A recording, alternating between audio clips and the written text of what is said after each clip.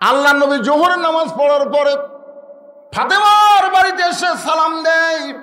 ফাতেমার দরজা এসে ওয়ালাইকুম আসসালাম বলে কান্দে, কিন্তু দরজা খোলে না। রাসূল বলে, ফাতেমা তোকে দেখার জন্য আইসে মা, একটু দরজা খুলে দে। ফাতেমা কান্দে বলে, বাবা এমন একটা কাপড় আমার পরনে আছে যে কাপড় পরে আপনার জন্য দরজা খুলতে বড় শরম পায়। বাবা এখনকার মতো আপনি ফেরত যান। আল্লাহ নবী ফেরত গেলেন। আসরের নামাজ পড়ার পরে নবী আবার ফাতেমার দরজায়। ফাতেমা কান্দারে বলে, বাবা এমন একটা কাপড় পরে আসি গো বাবা, এই কাপড় পরা অবস্থা আপনার জন্য দরজা খুলতে পারবো না। সঙ্গে সঙ্গে আল্লাহ নবী জানলার পাশে গিয়ে এক টানে গায়ের চাদর খুলে ওই চাদরটা ফাতেমার জন্য জানলা দিয়া দেয়। ফাতেমা ওই চাদর পরে নবীর জন্য যখন দরজা খোলে, আল্লাহ নবী তাকায় বলে, ফাতেমা রে কষ্ট মনে করিস না। 33 বার সুবহানাল্লাহ, 33 বার আলহামদুলিল্লাহ, 34 বার আল্লাহর জিকির কর। দুনিয়াতে কষ্ট হবে, আল্লাহ একটা জান্নাতের দরজা তোকে খুলে দিবে। সুবহানাল্লাহ। এখান থেকে আমরা কি বুঝলাম? হোসাইনের বয়স কত? 4 বছর। হযরত আলী বললেন, তুই যখন তখন মায়ের ঘরে ঢুকতে পারবি না। মায়ের ঘরে ঢুকবার গেলে মেয়েদের জন্য নয়, আগে তোর অনুমতি লাগবে। সুবহানাল্লাহ। বড় আয়, আয় আমার কাছে আয়। ছোট্ট হোসেনকে হযরত আলী কাছে ডাকলেন। কাছে ডাকার পরে এইভাবে আমার দিকে তাকান, এইভাবে যে কোরআন হযরত আলী পড়তেছে ওই কোরআনটা হোসেনকে দিবার চাইলেন। ধর ধর। হোসেন বলতেছে দেন। সুবহানাল্লাহ। 4 বছরের বাচ্চাকে বাপ বলতেছে ধর, বাচ্চা বলতেছে দেন। হযরত আলী আসমানের দিকে তাকাই কয়, আলহামদুলিল্লাহ, আল্লাহ এমন একটা সন্তান তুমি আমাকে দান করেছো। 2টা সন্তান। ধরে কোন কয়টা? এরা জন্মসূত্রেই পবিত্র। আসরের নামাজের প্রথম সেজদা, আল্লাহ রাসূল আসরের নামাজের কোন সেজদা? প্রথম সেজদা 3 বার সুবহানাল্লাহ আলা। দ্বিতীয় সেজদায় যায় 100 বার উমর ফারুক সুবহানাল্লাহ আলা কয়, কিন্তু সেজদা ওঠে না। দ্বিতীয় রাকাতে ঠিক আছে, তৃতীয় রাকাতে ঠিক, চতুর্থ রাকাতে ঠিক, কিন্তু প্রথম রাকাতে দ্বিতীয় সেজদায় এই লম্বা হলো। ওমর ফারুক বলে, রাসূলুল্লাহ বেয়াদবি নেবেন না, আসরের নামাজের প্রথম রাকাতের দ্বিতীয় সেজদা এত লম্বা কেন? রাসূল বললেন, আমি যখন সেজদাত গেলাম এমন সময় 2জন পবিত্র আমার কাঁধের উপরে চলল। কয়জন? 2জন পবিত্র। 2জন কি পবিত্র আমার কাঁধের উপরে চললো। আমি নামাজ পড়া অবস্থায় ওদেরকে পিঠ থেকে নামাতে চাইলাম, কিন্তু নামাজের মালিক আল্লাহ বলতেছি, ইয়া রাসূলুল্লাহ আমার নামাজের কারণে ওদেরকে পিঠ থেকে নামাবেন না। আমি আল্লাহ এত ভালোবাসি, যতক্ষণ আপনার পিঠে থাকবে আপনি সেজদাই তুলবেন না। সুবহানাল্লাহ। তার মানে কি বুঝলেন? হাসান হোসেন জন্মসূত্রে পবিত্র। যেই মাত্র বাবা বলছে ধর, সঙ্গে সঙ্গে বলতেছে দেন। তার মানে মায়ে শিখাইছে সবসময় পবিত্র অবস্থায় থাকা লাগবে। প্রথম শিক্ষাটা সন্তান পায় কার কাছে? আরো জোরে বলেন না কেন, কার কাছে? আর এখনকার মায়েরা কি করতেছে? কানলে মোবাইল চালু করে দেয়, ভাত খাবার না চাইলে মোবাইলের গেম দেখে দেখে ভাত খেলে। জোরে কোন কথা ঠিক কিনা? এখনকার মায়েরা ছোট বাচ্চাকে মাদ্রাসায় না পাঠায় প্রাইমারিতে পাঠাইতেছে। প্রাইমারিতে গেলে নাকি উপবৃত্তি পাবে, আর মাদ্রাসায় গেলে কিছুই পাবে না। এখন প্রাইমারিতে কমলমতি শিশু বাচ্চা, একটা বেগুনা মাসুম যার কোনো পাপ করার বয়স হয় নাই, ওই বয়সে গিয়ে তাকে পাপের বই হাতত দিছে। পাপের বই। ধরে কোন কিসের বই? পাপের বই মানে সত্যি কথা না মিথ্যা কথা? মিথ্যা কথা।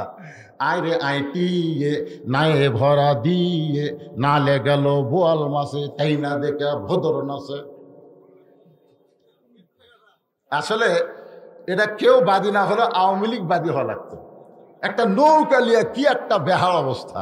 আইরে আইটিয়ে নায়ে ভরা দিয়ে নালে গেল বোয়াল মাসে। বোয়াল মাছ যদি নৌকা লিয়া যায় এটা দাঁড়াবি কাতরে। এরপরে ওই মাসুম বাচ্চার হাতে আর একটা শিক্ষা দিচ্ছে, আকদম বাগডুম ঘোলাডম সাজে, ঢাক ঢোলক ঝাঁঝর বাজে, বাজতে বাজতে চললো ঢুলি। আপনার বলেন তার মধ্যে একটা কথা সত্যি আছে? আমার এই কোমলমতি মাসুম বাচ্চাকে প্রথম যে বইটা দিলাম এটা হলো মিথ্যার বই, আর মিথ্যার বই ওই হেফজ করে ওই কি ভালো হবে? আমি দেখছি পিঠের উপরে ব্যাগ, প্রাইমারি ক্লাস 2 এর ছাত্র, পিঠের উপরে স্কুলের ব্যাগ, ওই খাড়া হয়ে মারতেছে, এই যন্ত্র একদিক ব্যাগে করে খাড়া হয়ে মারতেছে। এই পাগল বস, দাঁড়ায় পেশাব করা যায়?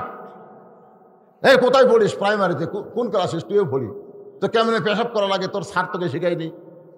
ও তখন বলতেছে চাচা যে কি খন প্রাইমারি পেশাবখানার যায় দেখে আমার স্যারই খাড়া হয়ে পেশাব করে। তাহলে যে শিক্ষার মধ্যে শিক্ষক পর্যন্ত দাঁড়ায় পেশাব করে, আপনার মাসুম বাচ্চাকে সেই শিক্ষা দিবেন আর ছেলে ভালো হবে এইটা কখনো কল্পনা করা যাবে না। কারণ শিক্ষাটা দরকার ভাই, আর এই শিক্ষাটা ছোট অবস্থায় দেওয়া লাগবে। হযরত আলী হোসেনের হাতে কোরআন শরীফ দিয়া ফাতেমার ঘরের মধ্যে ঢুকতেছেন। আপনারা বলেন তো, সন্তান বড় হইলে মায়ের ঘরে ঢুকতে কি লাগবে? অনুমতি লাগবে। মেয়ে যদি বড় হয়, বাবা মেয়ের ঘরে ঢুকতে কি লাগবে? কিন্তু স্বামী বইয়ের ঘরে ঢুকতে কোনো অনুমতি যখন তখন যায় না। মাশাআল্লাহ, আমি দেখি যখন তখন কি সুন্দর করেছে, ঢোকা যায়। দলিল কি? এই দলিল আছে না নাই? দলিল হলো হুন্না লিবাসুল লাকুম ওয়া আনতুম লিবাসুল লাহুন্না। আল্লাহু আকবার, আল্লাহু আকবার। নবী আমার ঘরের মধ্যে বসে আছেন। নবী, এ মায়েরা মনোযোগ দিয়ে শোনেন, আল্লাহর নবী রে ঘরের মধ্যে বসে আছে। এমন সময় 6 লক্ষ হাদিসের হাফেজা মা আয়েশা রাদিয়াল্লাহু তাআলা আনহা, আমাদের মা, জোরে কোন সুবহানাল্লাহ, ঘরের মধ্যে ঢুকছে। সঙ্গে সঙ্গে নবী উঠলেন, উঠে দরজা জানলা বন্ধ করে দিলেন। মা আয়েশা থরথর করে কাঁপতেছে। আল্লাহ রাসূল বলে, কাঁপো কেন? বলে, কাঁপার কারণ হলো আপনার জুতার পরশে আল্লাহর আরশ ধন্য হয়ে গেছে। যদি কোনো বেয়াদবি হয় এই জন্য দেহ কাঁপতেছে। আল্লাহ রাসূল বলে, আয়েশা, একজন নবীর জুতার পরশে আল্লাহর আরশ ধরেছে, একজন নবীর। আয়েশা বলে, হুজুর আপনি তো সেই নবী। রাসূল বলে, যতক্ষণ দরজা খোলা ছিল ততক্ষণ নবী ছিলাম। কিন্তু দরজা জানলা বন্ধ হলে কিসের নবী রে? আমি হলাম স্বামী, তুমি আমার বউ। এই বলে নবী আস্তে করে হাত বাড়ায় দিলেন। মা আয়েশা দৌড়ে নবীর বুকের মধ্যে ঢুকে বলতেছে, আল্লাহ, আমার নবী শুধু বিশ্ব নবী না, আমার নবী হলেন পৃথিবীর 1 নম্বর স্বামী। সাল্লাল্লাহু আলাইহি ওয়াসাল্লাম। এ কথা বলার সাথে সাথে আল্লাহ রাসূল এই ডান হাতটা আয়েশার পিঠের উপর একটা চাপ দিছে। চাপ, এর নাম হলো মহব্বতের চাপ। ধরে কোন কিসের চাপ? এই ডান হাতটা একটু চাপ দিছে। সঙ্গে সঙ্গে আল্লাহ বলে, জিবরাইল আর দেরি করিস না, লৌহে মাহফুজ থেকে কোরআনের আয়াত নিয়ে নবীর কাছে যা। জিবরাইল বলে, আল্লাহ, একবার 2 বার না, নবীর কাছে সর্বসাকুল্যে জিবরাইল আইছে 24,000 বার। ধরে কেন কয়বার? এইভাবে তো কোনোদিন বলেন না। আল্লাহ বলে, জিবরাইল, আমার নবী ঘরের মধ্যে যে আমল করতেছে এই আমলে আমি আল্লাহর আরশ পর্যন্ত খুশি হয়ে গেছে। আপনারা বলেন তো, ওই সময় নবী ঘরের মধ্যে কি করতেছে? নামাজ পড়তেছে, কোরআন শরীফ পড়তেছে, জিকির করতেছে। কাক চাপে ধরছে? বুক চাপে ধরলে কার আরশ খুশি হচ্ছে? হ্যাঁ, চাপে ধরছেন কোন দিন? যারা বিয়ে করেনি তারা কই ধরছে। কাক ধরছে? একটু মনোযোগ দিয়ে শুনবেন। ফেরেশতা জিবরাইল এসে ঘরের বাহির থেকে নবীরে সালাম দেয়, আসসালামু আলাইকা ইয়া রাসূলুল্লাহ। সঙ্গে সঙ্গে নবী চমকে ওঠে। আয়েশা বলতেছে, ইয়া রাসূল, আপনি আমাকে বুকের মধ্যে নিয়ে আদর করতে গিয়ে চমকে উঠলেন কেন?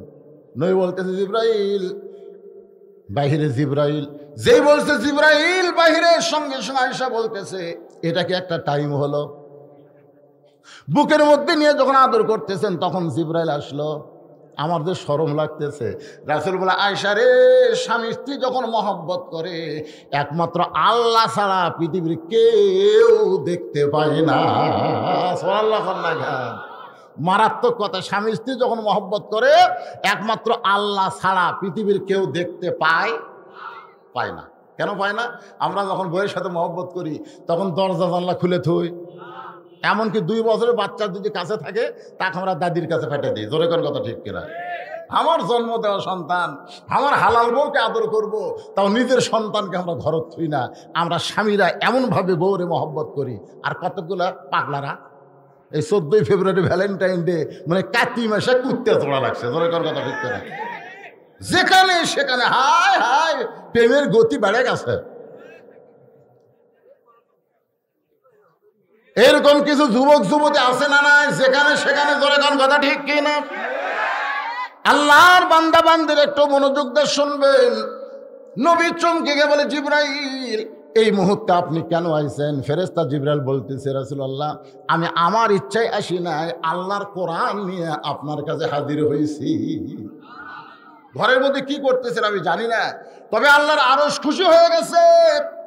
আল্লাহ তাআলা কোরআনে আয়াত নাজিল করেছে, হুন্না লিবাসুল লাকুম ওয়া আনতুম লিবাসুল লাহুন্না। এটাই হলো দলিল, স্বামী যখন তখন বইয়ের ঘরে ঢুকতে পারবে, বইয়ের কোনো অনুমতি লাগবে। কারণ স্বামী বিবির পোশাক, বিবি হলো স্বামীর পোশাক। একই কম্বলের মধ্যে একই ল্যাপের ভিতরে সারা জীবন, পারলে একই বালিশের উপরে মাথা দিয়ে 2 জন ঘুমাবেন। একটু মনোযোগ দিয়ে শুনবেন আমার মায়েরা যারা বসে আছেন পর্দার অন্তরালে, আমার বাবাজিরা যে আমার সামনে বসে আছেন, একটু মনোযোগ দিয়ে শুনবেন। হযরত আলী ফাতেমার ঘরের মধ্যে ঢুকতে কোনো হুকুম লাগবে? নিজের ইচ্ছায় দরজা খুলে তাকায় দেখে ফাতেমা ডান হাতে আল্লাহর কোরআন তেলাওয়াত করতেছে, আর বাম হাতে জাতা ঘুরাইতেছে। দরজা খোলার পরে, অন্দরমহলের দরজা খোলার পরে আলী দেখতেছে ফাতেমা বাম হাতে জাতা ঘুরাই আর ডান হাতে কোরআন তেলাওয়াত করে। এই দৃশ্য দেখার পরে হযরত আলী চোখ দিয়ে দর দর করে পানি পড়তে চলল। ভাঙ্গা ঘরের মধ্যে তোমার রহমতে এমন একটা বউ পাইছি, যে বউটা আমার দুনিয়ার জান্নাত হয়ে গেছে। আল্লাহ কি বউ রে! বাম হাতে দুনিয়া, ডান হাতে আখিরাত। সুবহানাল্লাহ না কেন? বাম হাতে ছাতা ঘুরে, ডান হাতে কোরআন পড়ে। এরকম বউ পাওয়া হলো ভাগ্যের ব্যাপার। আর আমরা দরজা খুললে দেখি হিন্দুদের চ্যানেল স্টার জলসা, জি বাংলা, ওই নাটকগুলো দেখতে গিয়ে হরি হরি লো লো লো লো লো লো আমাদের বউগুলো এটাই করতেছে। ধরে কথা কন না কেন? এই মায়েরা, স্টার জলসা, জি বাংলা যদি দেখেন আর বন্ধুদের ওয়াজ শোনেন, একই পলিথিন ব্যাগের মধ্যে 4 তেল। ধরে কোন কয় তেল? আগে বলছে ভাই আমার সরষের তেল লাগবে, 1 পোয়া দে। 1 পোয়া দিছে, বলতেছে ভাই রে বউ তো বলতেছে মাথার চুল তো তেল দেওয়া লাগবে, তো নারকেলের 8 পোয়া দে। 8 পোয়া নারকেল 8 পোয়া কার এরই মধ্যে দে, অত ব্যাগের কি দরকার? কিন্তু তখন পরে বলতেছে ভাই রে সোয়াবিন হয় না রে, ½ কেজি দে। ভাই এই মধ্যে দে, আমি যদি লেই তোর অসুবিধা কি? লাস্টে বলতেছে ভাই মাঝে মধ্যে কারেন্ট যায় রে, আবার বেনা হারকিনের যুগ ফেরত আসে, দে ½ কেজি কেরাসিন দে। তখন দোকানদার বলতেছে ভাই কার মধ্যে? এরই মধ্যেই। এখন 4টা তেল একত্র করে বাড়িতে এসে বউকে বলতেছে বাঁচে এলাও। বলে কি বাঁচবো? সরিষা, নারকেল, সোয়াবিন, কেরাসিন। কয় ব্যাগ? বলে 1 ব্যাগ। হায় হায়, আপনার বলেন তেল আছে, বেতাল হয়ে গেছে। বুঝলি, সেদের ওয়াজও শুনবে, আবার স্টার জলসা, জি বাংলা দেখবে, এরা আসলে বেতাল হয়ে গেছে। তোর কোন কথা ঠিক কিনা? আজকে মায়েদের ওয়াদা দেন, মান তাশাব্বা বিকওমিন ফাহুয়া মিনহুম। রাসূল বলেছেন, বুখারী শরীফের হাদিস, যে জাতকে যে অনুসরণ করবে ওই জাতের সাথে হাসর হবে। তাহলে আপনি ভারতের স্টার জলসা, জি বাংলা দেখেন, হিন্দুদের সাথে আপনাকে জাহান্নামে যাওয়া লাগবে। তা আপনার বউ যদি এগুলা করে, আপনার কিছু করার দরকার আছে না নাই? কি করবেন? পিটন, ইসলামে পিটনের কথা আছে। আমার এক ওয়াজ শুনছেন সে 2007 সালে, যে তোমরা মাঠটা দিবে না, একটু ফোঁস করা লাগবে। ফোঁস বোঝেন না? এই আর একবার যদি স্টার জলসা, জি বাংলা চালু দেখি, তোর টুটির উপরে পাও দেবো, 3 হাত জিব্বা বের করবো। জিব্বা কি 3 হাত হবি? ওটা একটা ঝাঁকি। এই জন্যে ফোঁস করা লাগবে মাঝে মধ্যে। এরকম বিবির উপর একটু খেয়াল করবেন আমার মায়েরা, মন খারাপ করবেন না। আপনাদের ইমান সুন্দর আমলের জন্য কথাগুলো বলতেছি। মা মেয়েদের 1 নম্বর নেক আমলের নাম হলো পর্দা। ধরে বলেন নাম কি? চোখে যদি পর্দা থাকে তাহলে ভারতের চ্যানেলের দেবর ভেবের প্রেম কোনোদিন মেয়েরা দেখতে পারবে না। আমার মায়ের একটু মনোযোগ দা শোনেন। এখন হযরতের এই দৃশ্য দেখার পরে মনে মনে কথাগুলো বলছে, তারপরে জবান ফসকে বার হয়ে গেছে। জবান ফসকে আমার সঙ্গে সকলে পড়েন, রব্বানা আতিনা ফিদ দুনিয়া হাসানাতাও ওয়া ফিল আখিরাতি হাসানা ওয়া কিনা আযাবান নার। এটা কিন্তু হযরত আলী বলবার চাইনি, বইয়ের এই দৃশ্য দেখে জবান ফসকে বার হয়ে গেছে। যেবার হয়েছে সঙ্গে সঙ্গে ফাতেমা জাতা ঘুরান বন্ধ করেছে, আবার কোরআন তেলাওয়াত বন্ধ। জাতা ঘুরানো বন্ধ, কোরআন তেলাওয়াত বন্ধ, সবগুলো বন্ধ করে এক দৌড়ে স্বামীর কাছে দরজায় এসে পায়ের বুড়া আঙ্গুলে ভর দিয়ে স্বামীর কপালে একটা চুমা খায়। সুবহানাল্লাহ। আলী বলতেছেন, ফাতেমা আমি ঘরের দরজায় আর তুমি জাতা ঘুরান বন্ধ, কোরআন তেলাওয়াত বন্ধ করে আমারে চুমা দিলে কেন? ফাতেমা বলে, স্বামী আপনি কি জানেন না, স্বামী যখন বিবির কাছে আসবে তখন বিবির সমস্ত কাজ কাম হারাম হয়ে যাবে, একটা মাত্র কাজ করা লাগবে, সেটা হলো স্বামীকে আনন্দ দেওয়া। ধরে কান কি দেওয়া? এ কথা কন না কেন? তো এখন আমার এই জাতা ঘুরানো চলবি না, কোরআন তেলাওয়াত চলবি না, একমাত্র কাজ হলো আপনাকে আনন্দ দেওয়া।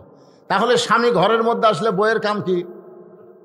কথা কয় না, কথা কয় না, আনন্দ তো দিচ্ছে না, এই জন্য তো কথা আসতেছে না। অনেক পুরুষ মানুষ কই বেড়াই ভালো রে, বাহিরেই ভালো রে, বাড়িতে গেলে খালি চিল্লা চিল্লি। ধরে এখন কথা ঠিক না, ওই বাড়ির যাওয়ার চায় না, কেবারে বাড়ি এই বাড়িতে জাহান্নাম আছে, দরকার নেই। মানে এমন খারাপ ব্যবহার স্বামীর সঙ্গে করতেছে।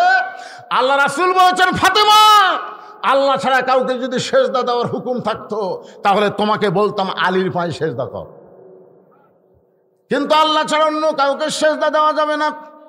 এই কথার দ্বারা নবী বুঝাইলেন আল্লাহর পরে মেয়ে মানুষের কাছে এক নম্বর দামি ওই মহান ব্যক্তি হলো তার স্বামী। এখন আপনারা খুশি হয়ে গেছেন? মেয়েদের মধ্য থেকে ওরা ওটমোট কামড়ায়, যে স্বামী কপালত চুমা দিবার চায় কিন্তু মুখের যে বিড়ি খাওয়ার গন্ধ, এখন কপালত চুমা দিবার গেলে পেট খারাপ হয়ে যাবে। হুজুর ফাতেমার সুন্নত আমরা আদায় করো, স্বামীর কপালে চুমা দিব, কিন্তু স্বামীর মুখের গন্ধ থাকা চলবে না। ঠিক কিনা কথা কন না কেন? যারা বিড়ি খায় আপনার বলেন তো ঘর গন্ধায় না? ওই লোকের কাপড় গন্ধ হয় না? ওই যে বালুসর থাকে সেটা গন্ধ হয় কি হয় না? আর বউ কিভাবে থাকবে? খুব কষ্ট নিয়ে আছে। এখন মায়েরা খুশি হতে থাক রে, এবারে হুজুরে অ্যাঙ্গেলে ডোল দিছে। ফাতেমা যখন স্বামীর কপালে চুমা দেয়, হযরত আলী বললেন, ফাতেমা জাতা ঘুরান না হয় বন্ধ করলে, তাই বলে কোরআন তেলাওয়াত। ফাতেমা বলতে, স্বামী গো একমাত্র ফরজ ইবাদত বাদ দিয়া যত ইবাদত আছে ওই ইবাদত স্বামী যদি চায় তাহলে বাদ দিয়া স্বামীকে মহব্বত করা লাগবে। সুবহানাল্লাহ। যদি স্বামী ডাক দেয়, বউ যদি নফল নামাজের মধ্যে থাকে, স্বামী ডাকতেছে ফাতেমা, তখন নামাজের মধ্যে বলতে হবে কি কম গো, কিন্তু ফরজ নামাজ যখন শুরু করবে তখন স্বামী ডাকলেও কথা বলা যাবে না, তবে গলা খাকারে দেওয়া লাগবে। স্বামী বুঝবে কথা না কয়ে যেন গলা খাকারে দিল, দেখি তো ভুলকি মারে কি করতেছে, ওরে বাবা নামাজ হতাছে। স্বামীর হুকুম ছাড়া কোনো বউ যুবক অবস্থায় রোজা রাখতেও পারবে না, নফল রোজা। ধরে কারণ কি রোজা? কারণ শীতের রাত্রে এগুলা কষ্ট হয়, ঠান্ডা লাগে। দুপুরবেলা গোসল করার আগে স্বামী একটু ইচ্ছা করছে খেলা করবে, ধরে কারণ ঠিক কিনা, একটু খেলাধুলা।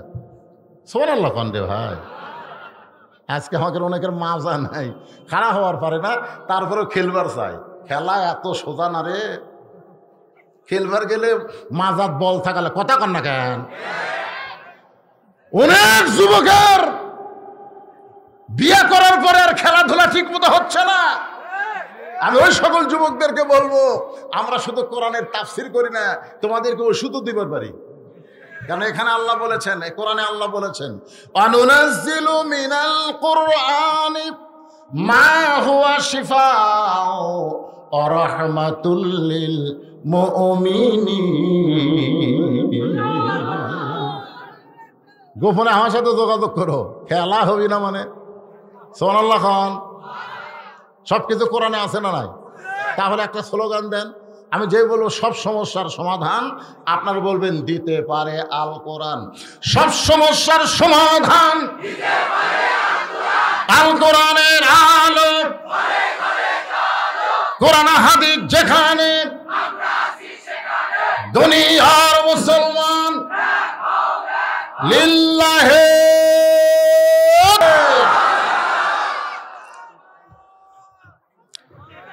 হযরত আলী বলতেছেন, ফাতেমা কোরআন শরীফ পড়া বাদ দিলা। ফাতেমা বলতেছে, স্বামী যখন কাছে আসবে তখন নফল কোরআন শরীফ পড়াও চলবে। একটু মনোযোগ দিয়ে শুনবেন। আর মায়েদের জন্য কথাগুলো বলতেছি, এরা বেশি বেশি। স্বামী বলতেছে, আসো একটু গোসল করার আগে খেলা করি। বউ বলতেছে, আমি রোজা আছি। স্বামী কয়, কি রোজা গো? বলে, সোমবারের রোজা, শুক্রবারের রোজা। আপনি রমজানের রোজাই ঠিক মতো করবার পারেন না, আর আপনি নফল রোজা রাখতেছেন। হ্যাঁ, নফল রোজা করবেন, স্বামী যদি হুকুম দেয় তাহলে মেয়েরা নফল ইবাদত করতে যখন পারবে। স্বামীর হুকুম ছাড়া করা যাবে না। একটু মনোযোগ দিয়ে শুনবেন।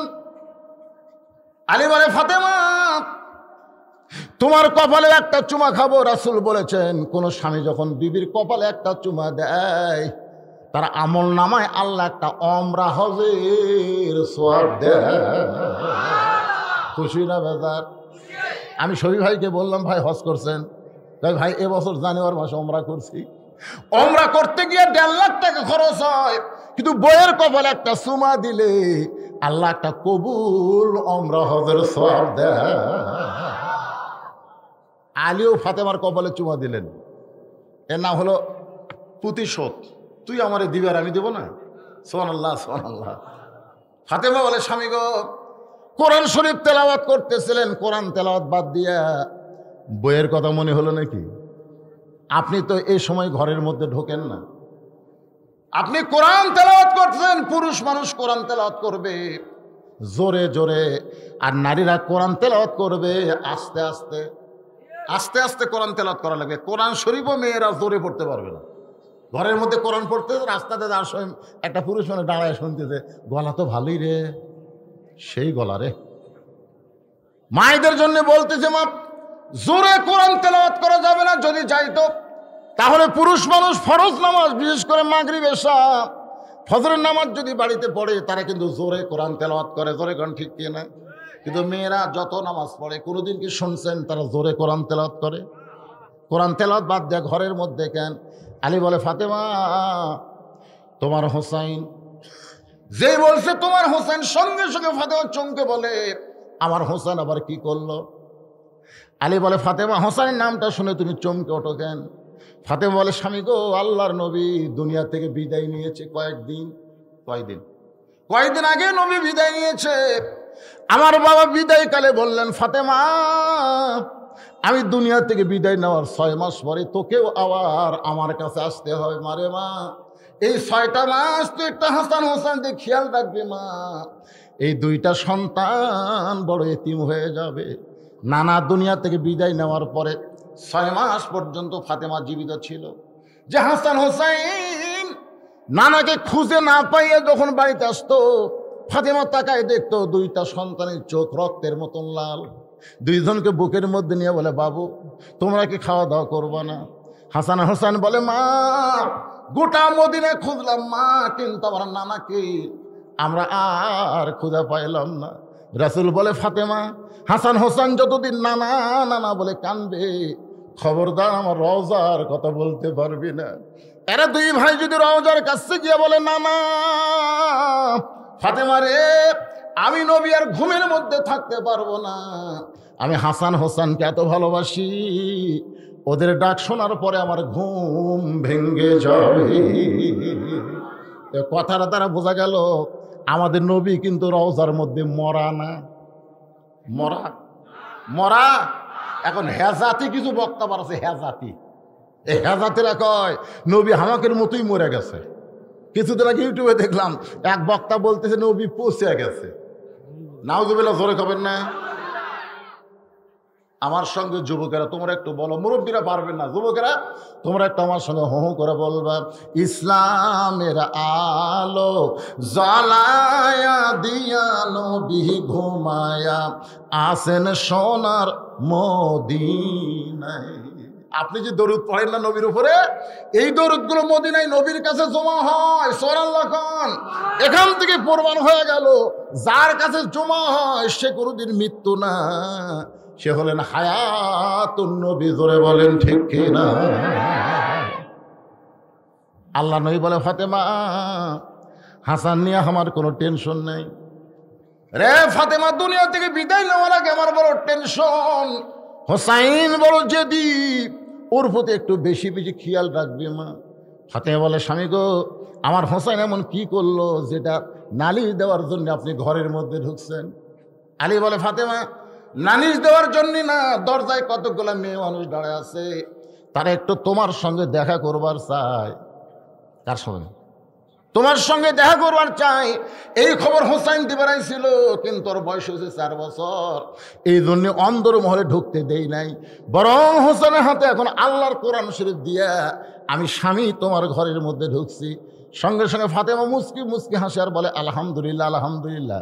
আলে বলে, ফাতেমা মুস্কি হাসিতে আলহামদুলিল্লাহ কেন পড়তেছো? ফাতেমা বলে, স্বামী গো, ওই বাবা মা সবচাইতে বড় ভাগ্যবান যার শিশু বাচ্চার হাতে থাকবে আল্লাহর কোরআন। ওই বাবা মা হলো সবচাইতে বড় ভাগ্যবান যার শিশু বাচ্চার হাতে থাকবে কি? আল্লাহর কোরআন। আজকে আমাদের শিশু বাচ্চাদেরকে কোরআনের মাহফিলের 1 নম্বর মেসেজ হলো, ছোট ছোট বাচ্চাদের হাতে কোরআন শরীফ দেওয়ার দরকার আছে না নাই? জোরে কোন আছে না নাই? খালি মুখ দেখলে হবে না, আছে মার্কা আছে। কোন সে মার্কা? আল কোরআন। জোরে কোন মার্কা আছে? কোন সে মার্কা? আরো জোরে জোরসে বলুন। শিক্ষা আছে? কোন সে শিক্ষা? একমাত্র শিক্ষা, যে শিক্ষা ধরবার গেলে ঠেলা আছে। কখনোই তোমরা ধরতে পারবা না, স্পর্শ করতে পারবা না যতক্ষণ তোমরা পবিত্র না হওয়া। যেটা ধরবার গেলে পবিত্র হওয়ার আগে, তাহলে আপনার মাসুম বাচ্চাকে এই কোরআনে শিক্ষা দিলে ও আর কোনোদিন অপবিত্র হবে না। জোরে করে কথা ঠিক না? কারণ ছোট থেকে যা শিখবে ওই শিক্ষার উপরে নৈতিকতা গড়ে উঠবে। ফাতেমা মুসকে মুসকে হাসি আর আল্লাহর শুকর আদায় করে। ওই বাবা মা হলো সবচাইতে বড় ভাগ্যবান যার ছোট বাচ্চার হাতে থাকবে আল্লাহর কোরআন। আলী বলে, ফাতেমা তাহলে ওই মেয়েদেরকে দরজা খুলে দিব, ওই মেয়েরা তোমার সঙ্গে দেখা করতে চায়, দরজার দাঁড়িয়ে আছে, আমি কি তাদের জন্য দরজা খুলে দিব? ফাতেমা মুসকে মুসকে হাসি আর বলে, আপনি এত বড় জ্ঞানী, আপনি এত বড় জ্ঞানী হয়ে এই কথাটা কেমনে বললেন? আলী বলে, ফাতেমা মেয়েরা তোমার সঙ্গে দেখা করবে আর দরজা খুলে দেওয়ার মধ্যে আপত্তি কোথায়? ফাতেমা বলে, স্বামী গো, মেয়েরা আমার সঙ্গে দেখা করবে, আমার কোনো আপত্তি নাই, কিন্তু আপনাকে কষ্ট করে পর্দার ব্যবস্থা করা লাগবে। কারণ পর্দার ব্যবস্থা করা হলো কার দায়িত্ব? কথা কয় না, কার দায়িত্ব? বইয়ের দায়িত্ব কিন্তু না। আমরা মেয়েদের পর্দা নাই, মেয়েদের পর্দা নাই, মেয়েদের পর্দা নাই মরদের জন্য। ধরে এখন কথা কর না কেন? কতগুলা মরদ আছে বেপর্দা মেয়ে দেখলি, হারে এটা কার বউ রে, এটা কার মেয়ে রে? আল্লাহ বলেছে, কুল্লিল মুমিনিনা ইয়াগুদ্দু মিন আবসারিহিম। হে মুমিন, হে মুমিন পুরুষ মানুষ, তোমার নজর কোনো মেয়ের দিকে যাবে না, বইয়ের দিকে যাবে না, তোমার নজর থাকবে নিচের দিকে। ধরে কোন কথা ঠিক কিনা? একটা মেয়ে মানুষ আপনি খপ করে দেখলেন, দেখবার সামনে হঠাৎ দেখি নিচের দিকে নজর করলেন আর একবারও তাকালেন না। 3-4টা পুরুষ মানুষ মেয়ের দিকে তাকাই, মেয়ে বাড়ির যে বলবে আর বাড়াবো না রে। আর এক মেয়ে বলবে, কি হয়েছে? আমার ঢপ নাই। বলে, কেমনি বুঝি? একবার দেখে আর দেখলো না রে, একবার দেখে আর দেখলো না, খামাকা সাজা গুজে রাস্তার যে লাভ কি? আমরা মরদ যদি নজর কন্ট্রোল করতে পারি, একটা বেপর্দা নারী রাস্তা থাকবে না। ধরে তোর কথা ঠিক কিনা?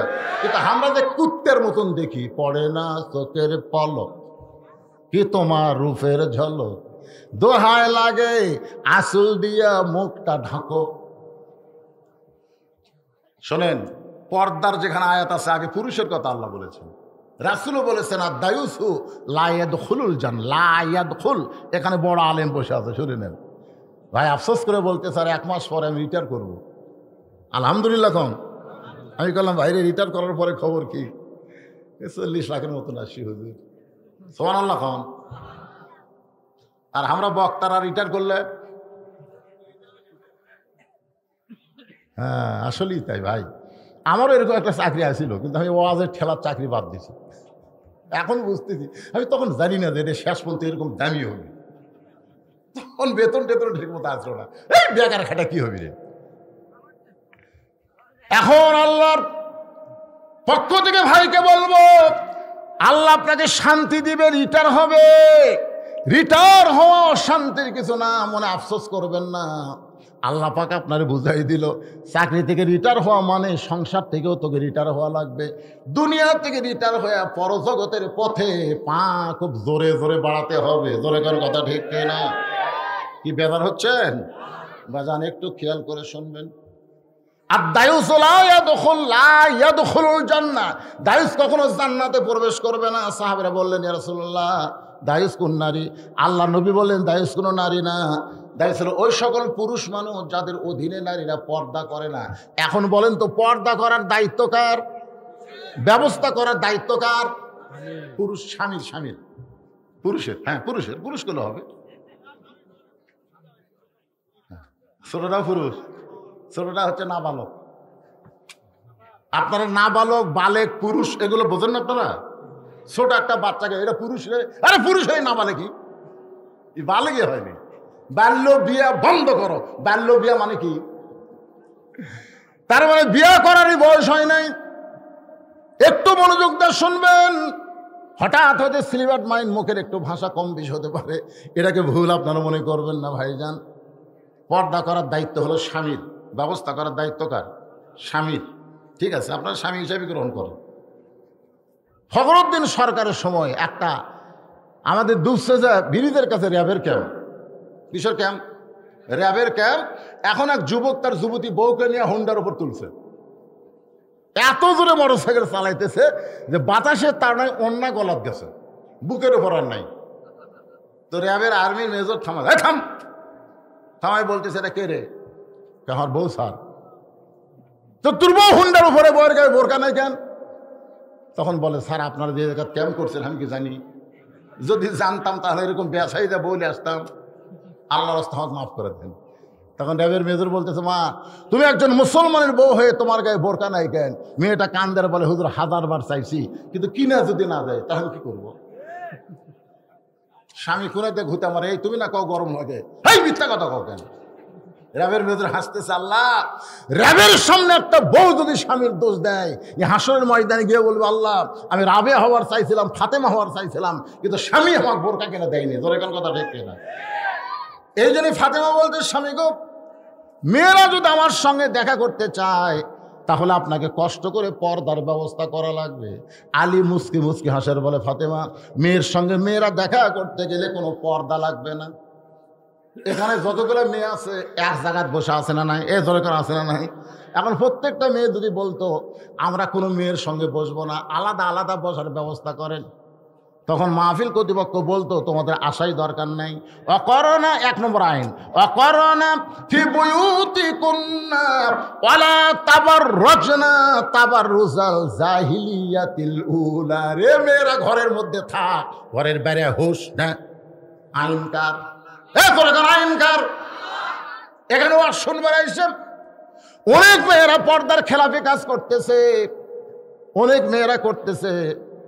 রাস্তার মধ্যে এমন হয়ে যাওয়া আসা করে, মরদ মাঝের সাথে গেলে ঘোষণা লাগে। গতকাল যেখানে মাহফিল করলাম কাপুরে, মেয়ে মরতে একসাথে বাড়াতে ভাইরে, ভাইরে চাপা চাপি ভাই, আমি হুদুর পর্যন্ত যাওয়ার রাস্তা নাই।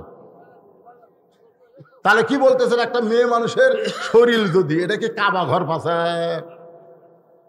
আমার এলাকার এক ভণ্ড হজ করে দেখে, হুজুর খালি আপনারাই বলেন নারী পুরুষ একসাথে জিকির করা হয় না, কিন্তু আল্লাহর ঘরের কাছে গিয়ে দেখলাম হুজুর নারী পুরুষ একসঙ্গে তাওয়াফ করতেছে। হুজুর ফতুয়া মারেন বাংলাদেশত বসে, যান নাকি মক্কা মদিনা? তাই আমি বললাম পাগলা, ওই জায়গায় কাবা ঘরের সামনে যখন কোনো পুরুষ যায়, যতক্ষণ পর্যন্ত আল্লাহর ঘর তাওয়াফ করে, কোনো পুরুষের পুরুষত্ব থাকে না, কোনো নারীর নারীত্বও থাকে না। আল্লাহ এমন একটা ভাব করে দেয়, আল্লাহ ছাড়া দুনিয়ার ময়দান আর কেউ নাই। জোরে কোন কথা ঠিক কিনা ভাই? আপনার কি তাই মনে হয়? নিজের চোখে দেখাইছে মরদ আসা মেয়ের সঙ্গে, মেয়ের সঙ্গে মরদ, কোনো ক্রিয়াই হয় না। সুবহানাল্লাহ কর না কেন? একটু মনোযোগ দিয়ে শোনেন। ফাতেমা বলে, স্বামী গো, আপনাকে কষ্ট করে পর্দার ব্যবস্থা করা লাগবে। আলী বলতেছে, ফাতেমা, মেয়েরা মেয়ের সঙ্গে দেখা করতে কোনো পর্দার ব্যবস্থা লাগবে না। আলী বলে, কোনো পর্দা লাগবে না। ফাতেমা বলতেছে, আপনি জ্ঞানের সম্রাট হবার পারেন, কিন্তু পর্দা বিষয়ে আমার চাইতে আপনি কম জানেন। সুবহানাল্লাহ হবেন না? কি বলতেছে ফাতেমা? আপনি জ্ঞানের সম্রাট হবার পারেন, কিন্তু পর্দা বিষয়ে আমার চাইতে কম জানেন। আলী বলে, ফাতেমা, আমার চাইতে পর্দা বিষয়ে তুমি কি জানো? ফাতেমা বলে, স্বামী গো, যে কয়টা মেয়ে মানুষ দরজার দাঁড়িয়ে আছে, এই মারাত্মক কথা, খুব গুরুত্ব দিয়ে শুনবেন, যে কয়টা মেয়ে মানুষ দরজায় দাঁড়িয়ে আছে, আপনি কি তাদের চিনেন? যে কয়টা মেয়ে মানুষ দরজার দাঁড়িয়ে আছে, আপনি কি তাদের চিনেন? যদি আলী বলে চিনি, এটা কিন্তু মারিফতের প্রশ্ন। আমার বউকে শুধু বলছি, আমার চাওয়াতো ভাইয়ের বউটা খুব সুন্দরী রে।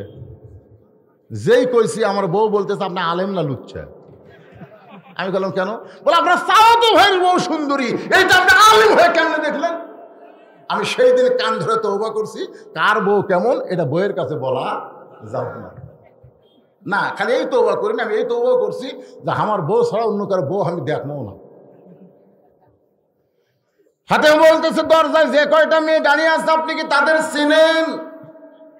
আলী বলে, ফাতেমা, এই দুনিয়ার একজন মেয়ে ছাড়া আমি অন্য কোনো মেয়েরে চিনি না। ধরে কারণ সুবহানাল্লাহ, একটা মেয়েকে আমি চিনি, সেইটা আমার বউ। আমার বউ ছাড়া দুনিয়ার কোনো মেয়ের দিকে আমি একবারও তাকাইনি। ফাতেমা বলে, স্বামী গো, যে কয়টা মেয়ে দরজায় দাঁড়িয়ে আছে, তাদের মধ্যে একটা যদি বেপর্দা মেয়ে থাকে, যে কয়টা মেয়ে আমার সঙ্গে দেখা করবার চাই, তাদের মধ্যে একজন যদি বেপর্দা নারী থাকে, বেপর্দা নারী যারা শয়তানের যানবাহন তারা। আমি যেই বলবো বেপর্দা নারী যারা, আপনারা বলবেন মাইকের সাউন্ড হঠাৎ এরকম খারাপ হলো কেন? ভালোই তো হচ্ছিল, সবাই আমার সঙ্গে বলবেন। আমি যেই বলবো বেপর্দা নারী যারা, আপনারা কি বলবেন? শয়তানের যানবাহন বাড়ে। আপনারা বলেন তো, জান্নাতে শয়তান কখন ঢুকছে? এই শোনেন, জান্নাতের মধ্যে যে হাওয়া শয়তান প্রলোভন দিল, এটা কখন? যখন হাওয়া বেপর্দা হয়ে গন্ধম গাছের দিকে তাকাছে। যার কাছে যাওয়াই নিষেধ, সেটা দেখার কি দরকার? এই কারণে শয়তান চান্স পাইল। আমার সঙ্গে সবাইকে বলতে হবে, বেপর্দা নারী যারা শয়তানের যানবাহন তারা। ফাতেমা বলে, স্বামী গো, একটা মেয়ে যদি বেপর্দা থাকে, আর বেপর্দার মেয়ে যদি ওই মেয়েদের সঙ্গে এসে আমাকে যদি দেখে, আমার নাকের সাইজ কেমন, আমার মুখের সাইজ কেমন, আমার দাঁতের সাইজ কেমন, এই কথাগুলো যদি বেপর্দা নারী পরপুরুষের কাছে বলে দেয়, তাহলে ফাতেমা পর্দার মধ্যে থাইকা লাভটা কি? ফাতেমা বেপর্দা হয়ে গেল একটা বেপর্দা নারীর কারণে। মেয়েরাই কিন্তু বাইরে এসে স্বামীর সঙ্গে গল্প করে, আমরা অমুকের বেটার বউ দেখলাম, সেই সুন্দরী। তাহলে একটা কি রকম চেহারা জানো? তার নাকটা খালি তত্তর, চোখ সেই রকম। পুরুষ কই করে, আমি না দেখলে কি হবে, তুই তো দেখছিস। ফাতেমা বলে, স্বামী গো, সারা জীবন পর্দার মধ্যে থাকলাম, মনে আছে কি নাই, আব্দুল কাদের জিলানী রহমতুল্লাহ আলাইহি যখন জান্নাতুল বাকি জিয়ারত করতেছেন, এমন সঙ্গ মুরিদ বলতেছে, হুজুর, হুজুর, আপনি চোখ বন্ধ করলে গোটা পৃথিবীর খবর জানেন। হুজুর, একটু চোখ বন্ধ করে দেখেন তো, মা ফাতেমার কবর কোন জায়গায়? আব্দুল কাদের জিলানী ধমক দিয়ে বললেন, এই পাগল, চোখ বন্ধ করলে গোটা পৃথিবীর খবর জানি, এই কথা তোরে কে বলছে? আল্লাহ আমাকে এত যোগ্যতা দান করেছে, চোখ বন্ধ করার সঙ্গে সঙ্গে আল্লাহর আরশ পর্যন্ত আমি দেখতে পাই। সুবহানাল্লাহ না কেন? যালিকা ফাদলুল্লাহি ইউতিহি মান ইয়াশা আল্লাহু যুল ফাদলিল আযীম। আল্লাহর আরশ পর্যন্ত দেখতে পায়। মুরিদরা খুশি হয়ে বলে, হুজুর, তার কোনো সমস্যাই নাই, আপনি একটু দেখেন তো এই জান্নাতুল বাকির কোন জায়গায় মা ফাতেমার কবর। আব্দুল কাদের বললেন, রে মুরিদেরা, জান্নাতুল বাকির মধ্যে মা ফাতেমার কবর আছে, কিন্তু কবরটা কোন জায়গায় এটা কিয়ামত পর্যন্ত দুনিয়ার কেউ বলতে পারবে না। মুরিদরা বলে, হুজুর, জান্নাতুল বাকির মধ্যে ফাতেমার কবর, কিন্তু কবরটা কোন জায়গায় এটা কিয়ামত পর্যন্ত কেন বলতে পারবে না। আব্দুল কাদের জিলানী বললেন, আমার মা ফাতেমা হলো জোহরা। মা ফাতেমা কি? জহুরা। একটা সবাই বলেন মা ফাতেমার ডিগ্রি কি? মুরিদরা বলে হুজুর এই জহুরা মানে কি? আব্দুল কাদের জিলানী বললেন, এই জহুরা মানে কি শুনবার চাও তাহলে শোনো। গভীর রাত্রে ফাতেমা হযরত আলীকে বুকের মধ্যে নিয়া ছোট বাচ্চার মতন কাঁদতেস। আলী বলে, ফাতেমা এই গভীর রাত্রে স্বামী স্ত্রী মহব্বত করব, সে মহব্বত না করে কান্দ কেন? ফাতেমা বলে, স্বামী গো, আমার কান্দার কারণ হলো আল্লাহ তাআলা গভীর রাত্রে আমাকে মৃত্যু দিবে। আমার পর্দাকে আল্লাহ কবুল করেছে, এই কারণে পর্দার ভিতরে আল্লাহ তাআলা আমার মৃত্যু দিবে। যেই মরার খবর শুনছে সঙ্গে সঙ্গে হযরত আলী গাছের গোড়া কাটলে গাছটা যেমন পড়ে যায় সেইভাবে পড়ে গেলেন ঘরের মাথায়। মা ফাতেমার স্বামীর মাথাটা উরাতের মধ্যে নিয়ে বলে, স্বামী গো, আপনি আসাদুল্লাহিল গালিব হইয়া, আপনি আনা ইলমে মাদিনাতুন আলী ও বাবু হইয়া এমন করে আপনি কান্দেন কেন? আপনি হলেন জ্ঞানের জ্ঞানী, বীরের বীর। আপনি যদি বইয়ের মৃত্যুর খবর শুনে এমন করে কান্দেন, আমি মরার পরে আমার তিনটা চাওয়া কে পুরো করবে বলেন? আলী বলে, ফাতেমা দুনিয়ার জীবনে গরিব ছিলাম বলে তুমি কিছুই চাইলা না, মরার পরে তুমি কি চাইবা ফাতেমা? ফাতেমা বলে, স্বামী গো, আমার এক নম্বর চাওয়া হলো রাতের অন্ধকারে মৃত্যুবরণ করব, আবার রাতের অন্ধকারই আমাকে কবর দেওয়া লাগবে। আমি রাতের অন্ধকারে মৃত্যুবরণ করব, দিনের বেলায় যদি আমাকে কবর দেন তাহলে আমার পর্দার খেলাফ হয়ে যাবে। ওগো স্বামী, আমার দুই নম্বর চাওয়া হলো আমার কোনো জানাজার ব্যবস্থা করবেন না, আমার কোনো জানাজার ব্যবস্থা করা লাগবে না। আলী বলে, ফাতেমা রে, তুমি নবীর কলিজার টুকরা, তোমার মৃত্যুর খবর শুনলে লক্ষ মানুষ তোমার জানাজায় হাজির হবে, আর তুমি জানাজা কেন নিষেধ করতেছ? ফাতেমা বলে, স্বামী গো, লক্ষ মানুষ জানাজা করলে আমার লাভটা কি?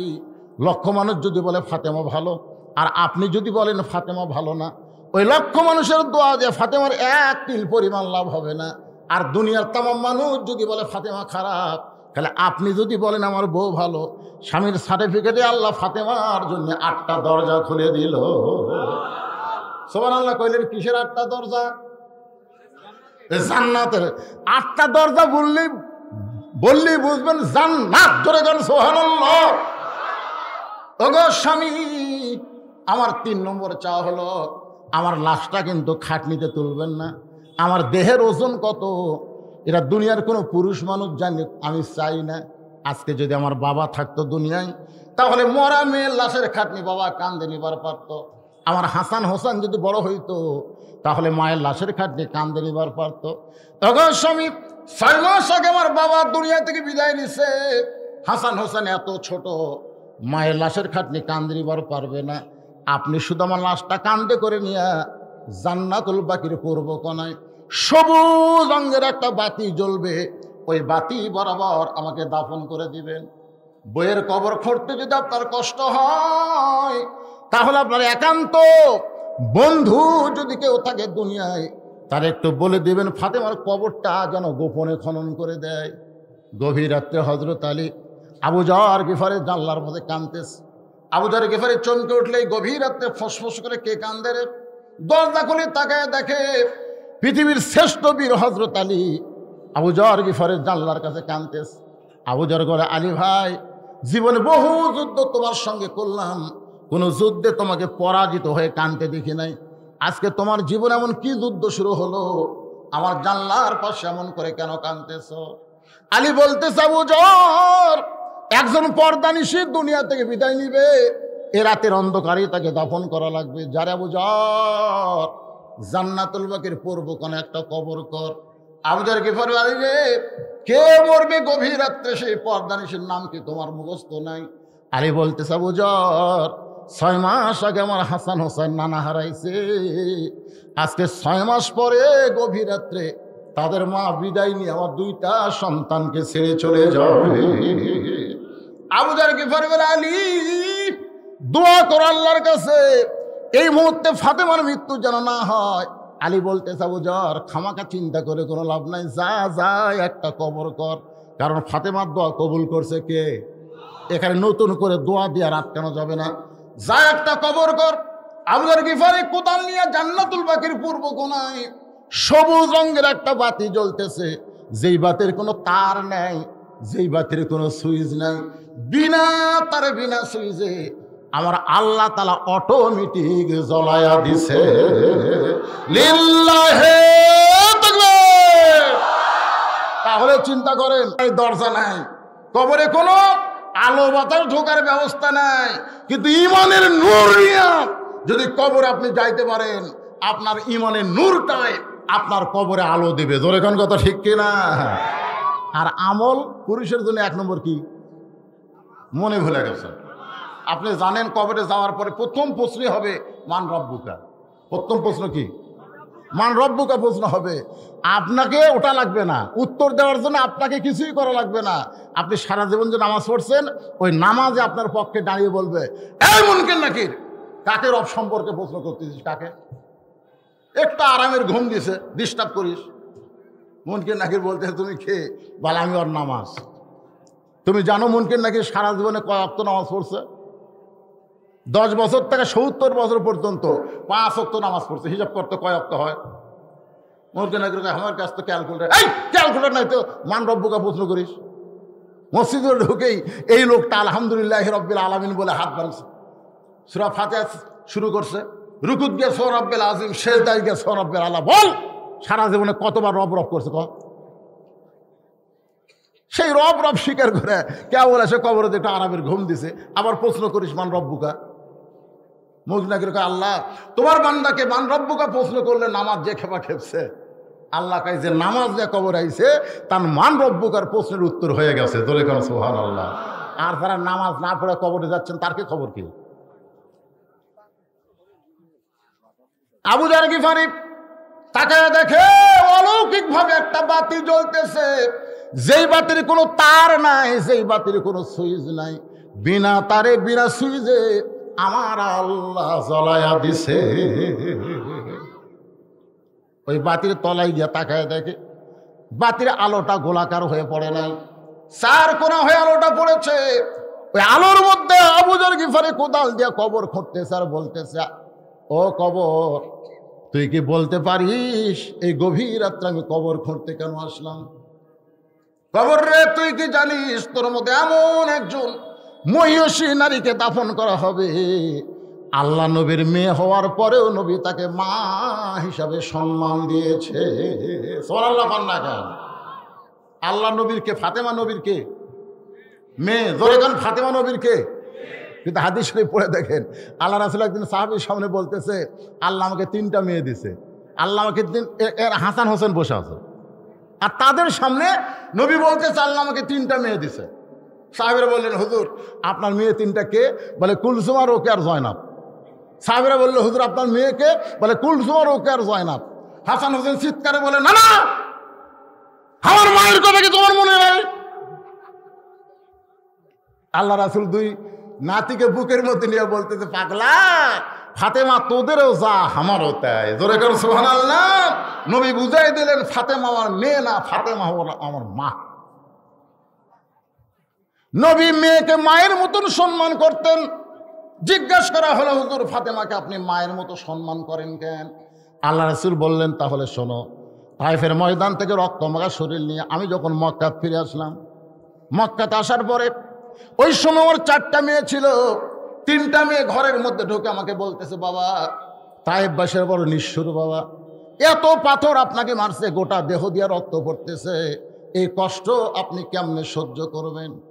রাসূল বলতেছে, সাহাবীরা রে, 3টা মেয়ে মেয়ের মতন কথা বলে যখন চলে যায়, এমন সময় আমার মেয়ে ফাতেমা ঘরের মধ্যে ঢুকি দরজা বন্ধ করে দেয়। আমি রাসূল বললাম, ফাতেমা দরজা বন্ধ করলি কেন?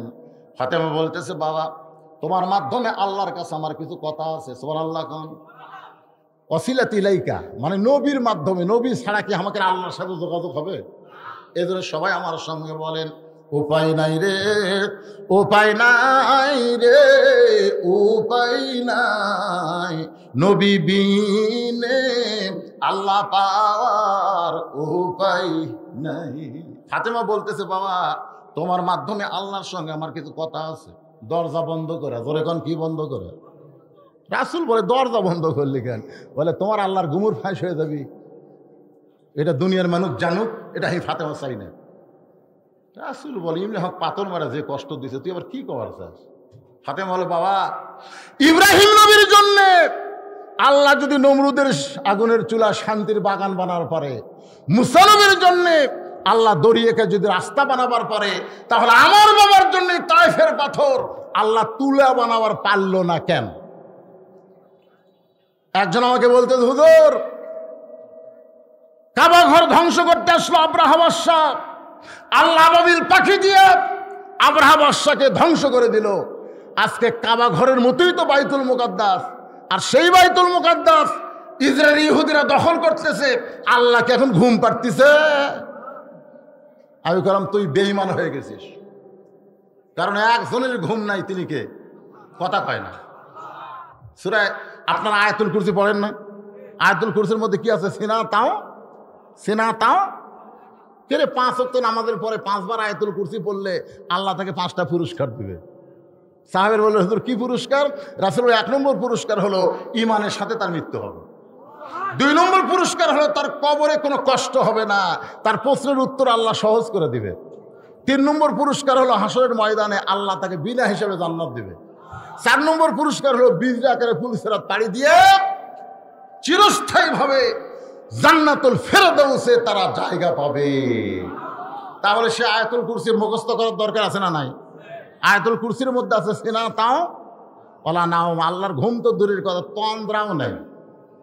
আপনি কি ঘুমই পারতেছেন নাকি?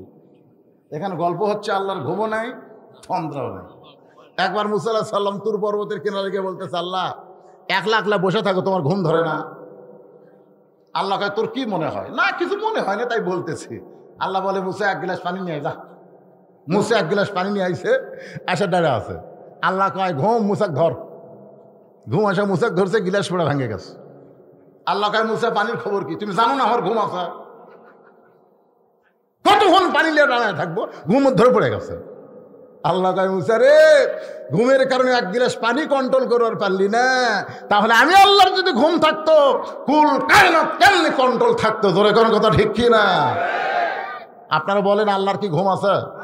তাহলে আজকে ইসরায়েলেরা, ইহুদির বাচ্চারা বাইতুল মুকাদ্দাস দখল করতেছে, কাবা ঘর দখল করতেছে। আব্রাহা বাদশাকে যদি আবাবিল পাখি দিয়া হাসতি বাহিনীকে যদি দুর্মুষ করতে পারে, একেবারে শেষ করে দিছে। একটা গরু ঘাট চাপে খাইতে খাইতে আবার যখন জাবর কাটা ফেলে দেয়, তখন তার কি থাকে? তাহলে আজকে ইহুদির জন্য আল্লাহ কি করতেছে? কিছু করতেছে না। কেন করবে? নবী বলে ফাতেমা রে, ইব্রাহিম নবীর জন্য আল্লাহ নমরুদের আগুন শান্তির বাগান বানায় দিছে, মুসা নবীর জন্য আল্লাহ সাগরকে রাস্তা বানায় দিছে, আর আমার জন্য সমস্ত গুনাহগার উম্মতকে আল্লাহ শাফাতের অধিকার দিয়েছে। খুশি না বেজার? কোন নবীর ক্ষমতা হবে না, আল্লাহ যেই ক্ষমতা আমাকে দিছে। হাসরের ময়দানে খালি আমি কাপড় খুলতে চাবো, আল্লাহ বলে হুজুর কাপড় খুলবেন কেন? রাসূল বলে তাইফের ময়দানে দাগের কথা আপনার মনে আছে? ওরা পাথর মারছিল, আল্লাহ তোমার কাছে কোনো কৈফিয়ত দেয়নি, বরং বলেছে তাইফবাসীকে হেদায়েত দাও। আল্লাহ বলে আজকে কি বলবেন? বলে আজকে আমার শরীরের দাগ দেখাবো, আমার উম্মতের জন্য জান্নাত চাবো। দেখছে কি ক্ষমতা আল্লাহ নবীরে দিবে হাসরের ময়দানে? কোন নবী পারবে না, নফসি নফসি করে কানবে। আর আমাদের নবীকে আল্লাহ বলবেন ইয়া রাব্বি হাবলি উম্মতি, বলে যাকে যাকে পছন্দ হয় তাকে নিয়ে আপনি জান্নাতে চলে যান। এই জন্য গানের মধ্যে কি বলে? গানের মধ্যে আছে না নাই? আসেন আমার মুক্তার, বলেন আসেন আমার মুক্তার, আসেন আমার ব্যারিস্টার, সেই বিচারের হাইকোর্টেতে তিনি আমায় করবেন পার, আমি পাপী রাসূল জাবিনদার। আল্লাহ যখন হাকিম হয়ে আমাদেরকে আসামি বানায় বিচার শুরু করবেন, ওই সময় আমাদের নবী উকিল হয়ে ব্যারিস্টার হয়ে আমাদেরকে জামিন করে জান্নাতে নিয়ে যাবে। রাসূল বলে ফাতেমা তুই কি বলবার চাস? ফাতেমা বলে কিছুই বলবার চাই না। এই কথা বলে ফাতেমা ঘর থেকে বাইরে গেল। নবী তাকায় দেখে ফাতেমা কি করে, উঠানের উপরে গিয়া চুলায় পানি গরম করতেছে, জয়তুনের তেল গরম করতেছে। পানি আর তেল গরম করার পরে আবার ঘরের মধ্যে ঢুকলো, আবার ঘরের মধ্যে ঢুকে দরজা বন্ধ করে দেয়। রাসূল বলে, ফাতেমা, একবার দরজা বন্ধ করে আল্লাহর সঙ্গে ঝগড়া করলি, আবার দরজা বন্ধ করলি কেন? ফাতেমা বলে, বাবা তুমি অনেক বড় হয়ে গেছো বাবা, তোমার শরীরের কাপড় খুলে তোমাকে পরিষ্কার করতে হবে, এই জন্য দরজা বন্ধ না করলে হবে না, কারণ তোমার সম্মান রয়েছে। ধরে কেন সুবহানাল্লাহ।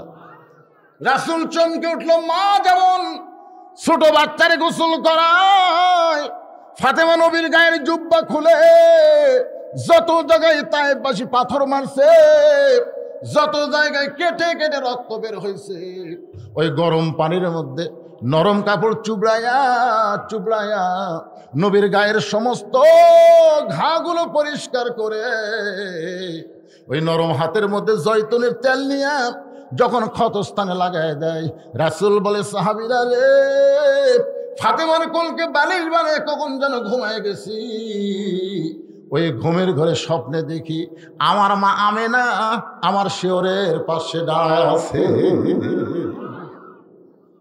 আমি স্বপ্নকে বাস্তব মনে করে বললাম, মা, মা গো, এত বছর পরে যখন দেখতে আইছেন মা, আমি কিন্তু আপনাকে আর ছাড়বো না। আমার ঘুমকে স্বপ্নকে বাস্তব মনে করে মা আমেনার হাতটা খপ করে চাইবা ধরলাম। এমন সময় থেকে ফাতেমা আমার কপালে চুমা খাইছে, ফাতেমার চোখের পানি আমার চোখের মধ্যে ঢুকে গেল। আমি ঘুম থেকে চেতন পাই, বললাম, মা খালি কান্দিস, কি কারণে কাঁদতেছিস? ফাতেমা বলে, বাবা আপনি মনে হয় স্বপ্ন দেখছেন বাবা, আপনি স্বপ্নে মা বলে আমার হাতটা ধরছেন, এই যে দেখেন এখনো পর্যন্ত আমার হাতটা আপনি ধরে আছেন। রাসূল হিসকি দিয়ে বললেন, ফাতেমা, মা বলে যদি তোর হাতটা চাইবা ধরি মা, তাহলে শুনে নে, তুই শুধু ফাতেমা না, তোর অন্তরে বসত করে আমার মা আমেনা। আবু যার গিফারি বলে, কবর রে, খবরদার বেয়াদবি করবি না, তুই কি জানিস না কবর তোর মধ্যে এমন একজন মহিষী মাকে রাখা হবে যার দুইটা সন্তান জান্নাতি যুবকদের সর্দার হবে। আপনারা বলেন তো, জান্নাতি যুবকদের সর্দারের নাম কি? এখনকার ছেলেরা বলেন না কেন মেসি আর নেইমার? এই ছেলেরা কম মেসি নেইমার। আপনারা জানেন, এই যুবকেরা তোমরা জানো, এইবার মেসি ইসরায়েলি ইহুদিকে কত টাকা দিয়েছে তোমরা জানো? জানো? রাত জেগে যার খেলা দেখো, বাংলাদেশের টাকায় 10,000 কোটির বেশি টাকা ফিলিস্তিনে না দিয়ে দিয়েছে ইসরায়েল। হাই রে, কার খেলা দেখো, কার জার্সি গাও দাও, কার পতাকা তোমাদের ঘরে টাঙ্গাও। জান্নাতি যুবকদের সর্দার হলো হাসান আর হোসাইন। ধরে গান সুবহানাল্লাহ। আচ্ছা, যুবকদের সর্দার যদি হাসান হোসাইন হয়, তাহলে বুড়াকের সর্দারকে? এই যে এই দিকটা কে দেন, ধরে কত কি কইলা? মাশাআল্লাহ। তার মানে বোঝা গেল জান্নাতে কোনো বুড়াই থাকবি না। তার মানে সমস্ত জান্নাতের সর্দারের নাম কি? কথা কয় না। আপনার এই ক্ষুদ্রের মধ্যে শোনেননি, ইমাম সাহেবকে আপন করে এত বছর মিথ্যা শোনাচ্ছে। সাইদুস শাবাবে আহলেল জান্নাহ হাসান হোসাইন রাদিয়াল্লাহু তাআলা আনহুমা। তাহলে জান্নাতি যুবকদের সর্দারের নাম কি? আরো জোরে জোরসে বলেন সুবহানাল্লাহ। সে হাসান হোসেনের মাকে তুমি কবরের মধ্যে রাখা হবে, খবরদার খবরদার বেয়াদবি করো না। আবার কোদাল দিয়ে কবর খুঁড়তে খুঁড়তে আবু যার গিফার হলো, কবর রে, খবরদার বেয়াদবি করবি না, তোর মধ্যে এমন একজন বিবিকে রাখা হবে যার স্বামী হলো আসাদুল্লাহিল গালে। এই কথা বলে আবার যখন কোদাল মারতে, এমন সময় কবরের মধ্য থেকে আওয়াজ আসতেছে, আবু যার, এটা কিন্তু ফাতেমার জন্য বলতেছে না। আমি বহু মাহফিলে বলেছি ভাইজান, এক ভণ্ড আমারে কয়েছে, হুজুর ফাতেমার জন্য কবর না, ফাতেমার জন্য নয়, এটা আমাদের সকলের জন্য বলতেছে। আমার দ্বারা কবরত যাব, আমরা কি যাব কি যাব না, সবার জন্য বলতেছে কবর রে। আবু যার শুনে নে, কবর কার মা, কার মেয়ে, কার বিবি, এইটা কবর দেখবে না। কবর দেখবে যারা আমল ভালো, নেক আমল করে দুনিয়া থেকে যারা কবরে আসবে, আল্লাহ তাদের কবরকে জান্নাতের ঘর বানায় দিবে। আর যদি বেনামাজি হইয়া, ইমাম মালিক রহমতুল্লাহ আলাইহি বলেন, চিহ্নিত বেনামাজি যদি মারা যায়, চিহ্নিত বেনামাজি, তাহলে কোনো নামাজি ব্যক্তি তার জানাজা করলে 1 হুকবা পরিমাণ পাপ হবে। 1 হুকবা। ছাত্র বলল, হুজুর 1 হুকবা মানে কি? ইমাম মালিক বললেন, উহুদ পাহাড় সমান। তাহলে বেনামাজির জানাজাত যাওয়া সওয়াব না পাপ? বয়কট করবেন? হ্যাঁ, বয়কট করবেন। কোন নামাজি ব্যক্তি বেনামাজির জানাজাত যাওয়া পাপ। আপনি জানেন, মান তারাকা সালাতু মুতাম্মিদান ফাকাত কাফারা, ইচ্ছা করে 1 ওয়াক্ত নামাজ বাদ দিল, সে আল্লাহর সঙ্গে কুফরি করলো। তাহলে সারা জীবন নামাজ পড়েনি, তাহলে কি হলো? ইমাম মালিকের ছাত্র বলল, হুজুর তাহলে আমরা কি করব? ইমাম মালিক বললেন, রাস্তার যদি কোন কুত্তা মরে তোমরা কি করবা? কুত্তা যদি মরে তোমরা কি করবা? কুত্তারে গোসল করে দিবা? কুত্তারে তোমরা সুন্দর কাপড় পরাই দিবা? কুত্তার জন্য একটা সুন্দর কবর খুঁড়বা? বলে না। যে কি করবা? বলে কুত্তার পায়ে দড়ি লাগে টানা লিয়ে যায়, কুত্তার পচা গন্ধ যেন না বার হয়, গন্ধ থেকে বাঁচার জন্য একটা গর্ত করে পুঁতে রাখবো।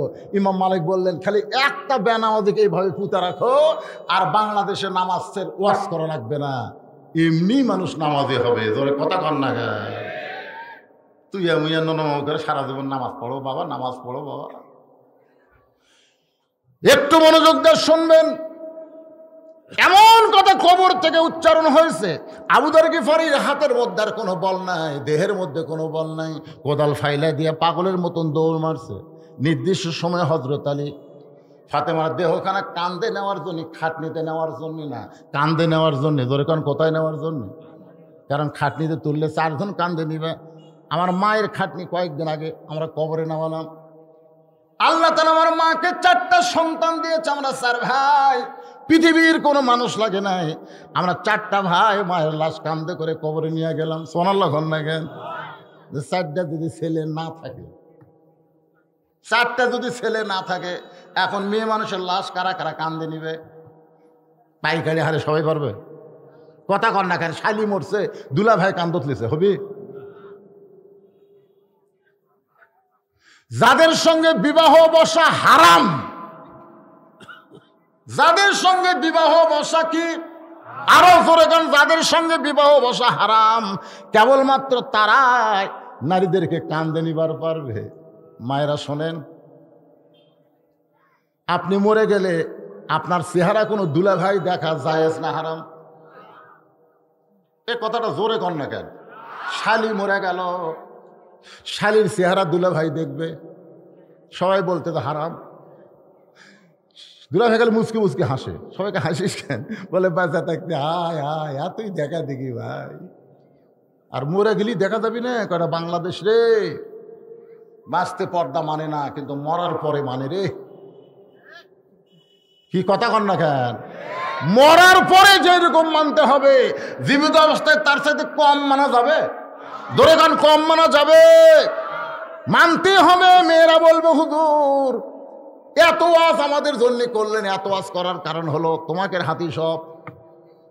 বর্তমান প্রধানমন্ত্রী পুরুষ না নারী? কথা কয় না। আরে এর আগে অনেক মরদ মানুষ বাংলাদেশের ক্ষমতায় আইছিল, তারা কিন্তু ক্ষমতা ছাড়বার চাষে, ধরে কোন কথা ঠিক না?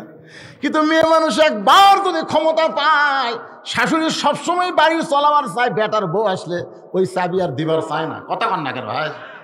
শাশুড়ির আঁচলের মধ্যে চাবি বান্ধা করে, বেটার বউ কয় বুড়ি হয়ে গেছে, পারে বুড়ি হয়ে গেছে রে, ওই চাবিটা আমার দেরি হয়। শাশুড়ি বলতেছে, আমি যতদিন বাঁচবো এই ধার দিয়ে তুই আসা পারবি না, কারণ ক্ষমতা আমার। যেই বাড়িতে শাশুড়ি গাদ্দার হয়, ওই বাড়ির বেটার বউ কোনোদিন শান্তি পায়। কথা কন না কেন? শান্তি পায়।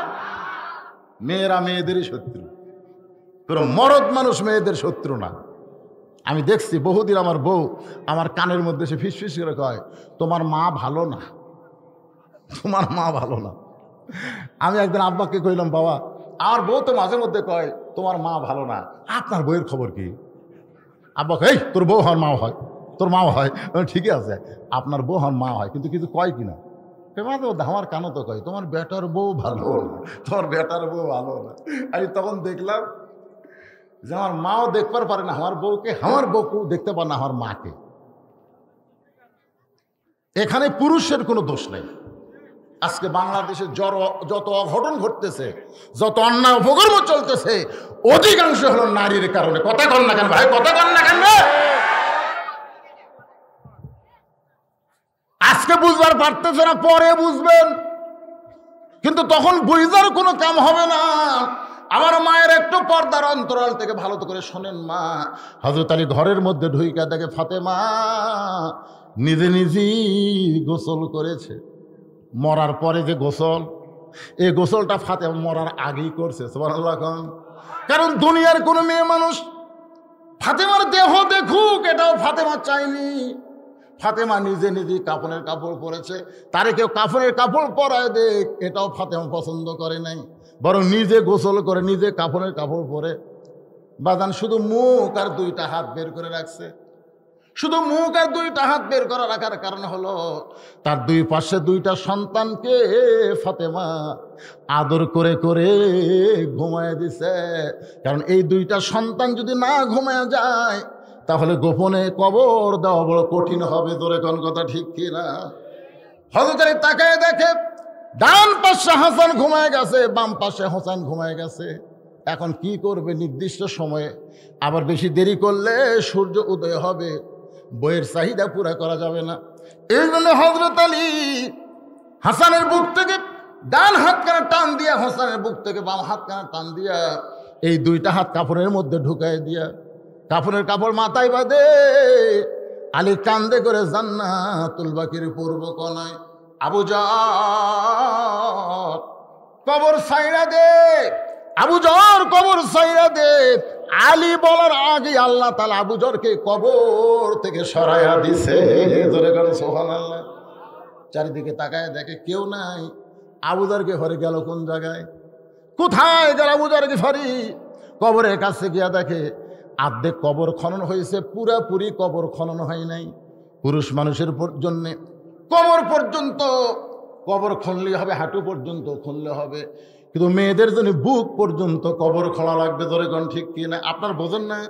পুরুষ মানুষের নাভি পর্যন্ত কবরটা নিচু করলে দোপা, তাকে আমাকে বগুড়াতে কয় দোপা, আপনারা কি কন? দোপা করা লাগবে। আর নারীর জন্যে কথা কয় না রে, বুক পর্যন্ত দোপা করতে হবে। এখনো পুরোপুরি কবর খুঁড়তে পারে নাই। হযরত আলী ফাতেমাকে কান্দে নিয়ে ডান হাত দিয়ে কোদাল দিয়ে কবর খোঁড়ে নিজেই ফাতেমাকে দাফন করলেন। দাফন করার পরে আল্লাহর কাছে বলতেছে, আল্লাহ দুনিয়ার জীবনে ফাতেমাকে আমি কিছুই দিবার পারলাম না। নবীর কলিজার টুকরা হওয়ার পরেও কত কষ্ট আমার বাড়িতে সহ্য করেছে, কিন্তু কোনোদিন এমন করে কথা বলেনি যে আমি অন্তরে কষ্ট পাইছি। ওগো মালিক, আমি স্বামী হইয়া ফাতেমাকে দোয়া করলাম, ফাতেমাকে তুমি কবুল করে না। এই দোয়া করার পরে তাকায় দেখে সামনে কয়েকটা পুরাতন কবর দেখা যায়, এইমাত্র হযরত আলীকে দাফন করলাম, ফাতেমাকে দাফন করলাম, সেই কবর গেল কোন জায়গায়? হয়তো আলী গোটা জান্নাতুল বাকি দৌড়ে আর বলে ফাতেমার কবর, ফাতেমার কবর। কে যেন রাখতে বলে, আলী রে ফাতেমা পর্দা নিশি, আমি আল্লাহ জোহরা ডিগ্রি দিয়ে ফাতেমার কবরটাকে কিয়ামত পর্যন্ত পর্দা করে দিয়েছি। লিল্লাহে তাকবীর। আমার মায়েরা শুনে নেন, জোহরা শব্দের অর্থ হলো, আপনারা মণিমুক্তা চেনেন? মণিমুক্তা চেনেন? নাম শুনছেন? আসলে মণিমুক্তাটা প্রকাশ্যে থাকে না গোপনে থাকে? মৃগনাভি বোঝেন? মৃগনাভি, হরিণের নাভির ভিতর থেকে একটা আতর পাওয়া যায় যাকে বলা হয় মৃগনাভি। আপনারা বলেন তো সেটা প্রকাশ্যে থাকে না গোপনে থাকে? আজকে যদি আপনাদের এই ধনুটে মাইকিং করা হয় যে ধনুট কলেজ ময়দানে একটা ছাগলের প্রদর্শনী হবে, কারা কারা ছাগল দেখবে তারা ধনুটের কলেজে যায়। আপনারা বলেন যে ছাগল দেখার জন্য কেউ ধনুটে যাবে? রাস্তাঘাটে কত ছাগল বকরি ভ্যা ভ্যা করতেছে, ওকে দেখার জন্য ধনুট যাওয়া লাগবে? আর যদি মাইকিং করে, ভাই ধনুট কলেজ ময়দানে একটা হরিণীর প্রদর্শন হবে, কারা কারা হরিণ দেখবা তারা ধনুট কলেজ ময়দানে যায়, তখন অনেকেই বলে জীবনে হরিণ দেখিনি পারে, দেখে আসি। আপনার বলেন তো আকর্ষণ কিসের কারণে হলো? পর্দার কারণে। কারণ হরিণকে দেখা যায় না, এই জন্য দেখার জন্য মানুষের আকর্ষণ বেড়ে গেছে। আর ছাগলকে যেখানে যেখানে দেখা যায় এই জন্য দেখার কোনো আকর্ষণ নাই।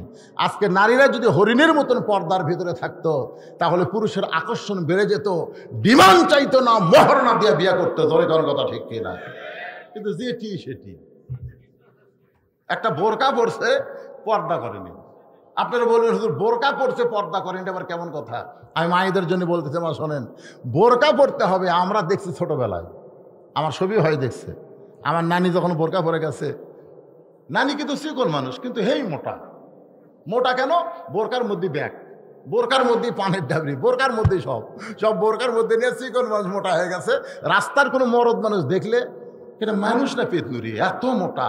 আসলে কি মোটা, কিন্তু ভিতরে মোটা হয়ে গেছে।